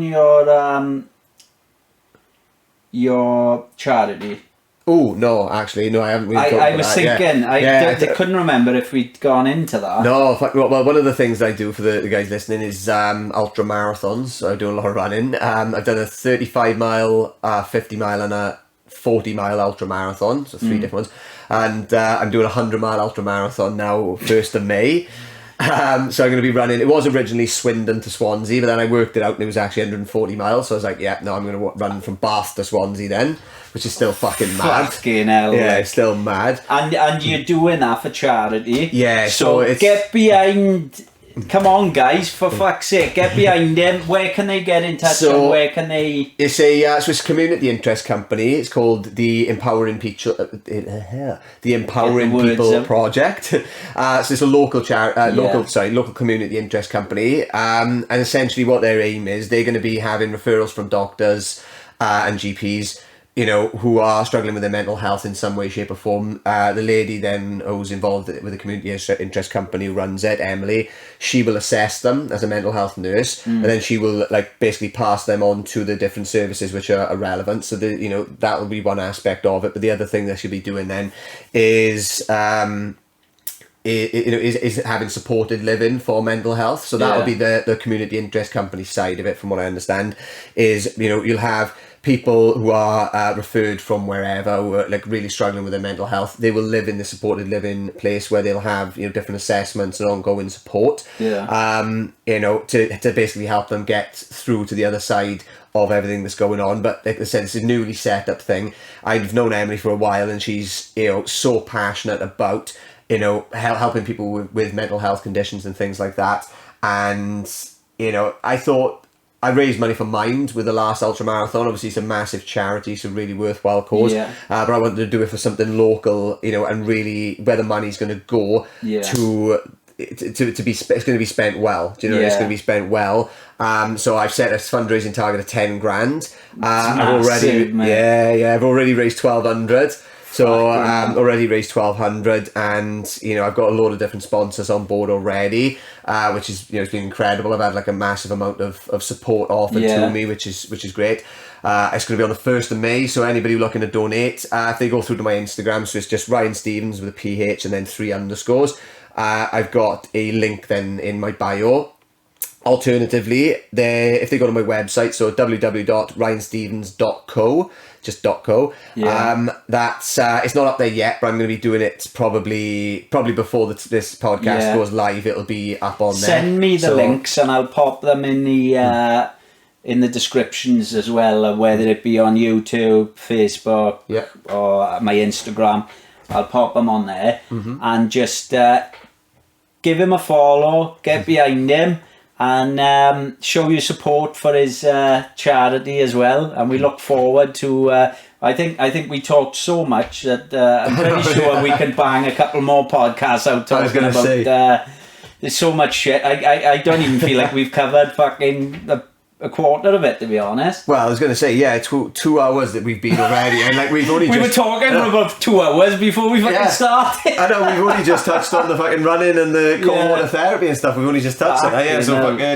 It's definitely another podcast. There's a lot of there's so much fucking information in it. And it's to be honest with you, you're like one of the first ones I've come across who's actually done DMT, other than my mate, and it's so interesting to talk to people about their experiences. And I can know one or two other people you could probably speak to as well. Send them my way, mate. I love a little fucking chat about the old dimethyl. I know the perfect guy actually. He's the guy who introduced me to it. He's done ayahuasca ceremonies and things like that. So he'd probably be a good person. Ask him, is he up for it, mate? I'd love to have a chat with him as well, and come on with him as well and have a chat at the same time. That's a good shout. We'll make everybody get on. So as long as COVID permitting, this is going to go ahead in May. You said your charity. 1st of May. The only thing that's going to stop it realistically is the travel restriction aspect of it. As long as that, I think by the 1st of May that shouldn't be an issue. So I'll be starting. I haven't worked out the logistics of it just yet, but I'm going to be getting a train up most probably to Bath first thing in the morning. I'm going to be starting a run probably about 1 o'clock in the afternoon, and the reason being is obviously it's going to be roughly a 24-hour challenge. Might be slightly more, might be slightly less. But if it's slightly less, obviously early hours of the Sunday morning, people could still join in and things. It's not too early for them to join in. Likewise, if I go over the 24 hours, it's not too late in the day. It'll just be later in the afternoon. But if I finish roughly at the 24-hour mark, I'll be finishing midday. I can fucking have a drink or get pissed or whatever. Fucking DMT it's just I think that's probably going to be it. But it'll be the 1st of May. Like I said, the Empowering People Project. That's the thing I'm raising money for. Links on my Instagram. I'll on my website, guys, the sponsors, the people who are going to be getting on board and helping me out. So Valor Energy is a vegan energy gel. So amazing company. Lawton Neath as well. So Set Up in Neath. They're on board. I've got a range of different other people. So the Sunshine Veggie is a girl called Emma Tamplin. She's going to be doing like a vegetarian meal prep for me. In line with a nutritionist. Are you vegetarian? I'm not. I was vegan for 1.5 years. How did that go? It went well, but I stopped. I was doing it for the health reasons primarily, and I ended up I ended up contradicting the reason I was trying to do it, because I was just doing it for the sake of it in the end. Like I was busy as fuck and I was just eating chips and whatever, not actually getting the nutrition I needed. And I started to look ill, I think, because I wasn't doing it the way you're supposed to. That's probably where I'm at now, to be honest. My diet is fucking terrible at the moment. I just went back to fucking eating meat and everything in the end, you know what I mean? I feel a lot better for it, but in all honesty, my diet's not good. But funny enough, I've been offered to work with a nutritionist now as a sponsor for this, and then she's going to do the veggie meal preps aligned with that nutritionist. I've had a CBD company get in touch with me as well and stuff, so I've had like a range of great support. All of the links to the sponsors and stuff will be on the website as well then, hopefully from this week. So get on there, guys, and check it out. Anyway, Ryan, thank you very much. Nice to meet you, mate. Nice to meet you. It's been awesome. I know, first time we met and we're talking as if we fucking known each other years. And I mean, I think we definitely got room for another podcast. Maybe more. I'll get you on maybe after the 100 miler. After that, to get you on and have a chat. If I survive, you're gonna survive, mate. I'll be fine. Yeah, it's gonna be. I wouldn't survive. I know. Look at that. Fucking hell. Right. Anything else you want to touch on, mate, or is that it? No, that sounds good to me. But I appreciate that. Thank you very much. Get over, show your support. And get over and follow Ryan as well, and basically get behind him for his charity event, because it's It's a big deal. Right, anyway, Walsh Appening, guys. This is Ryan. Thank you very much. Take it easy.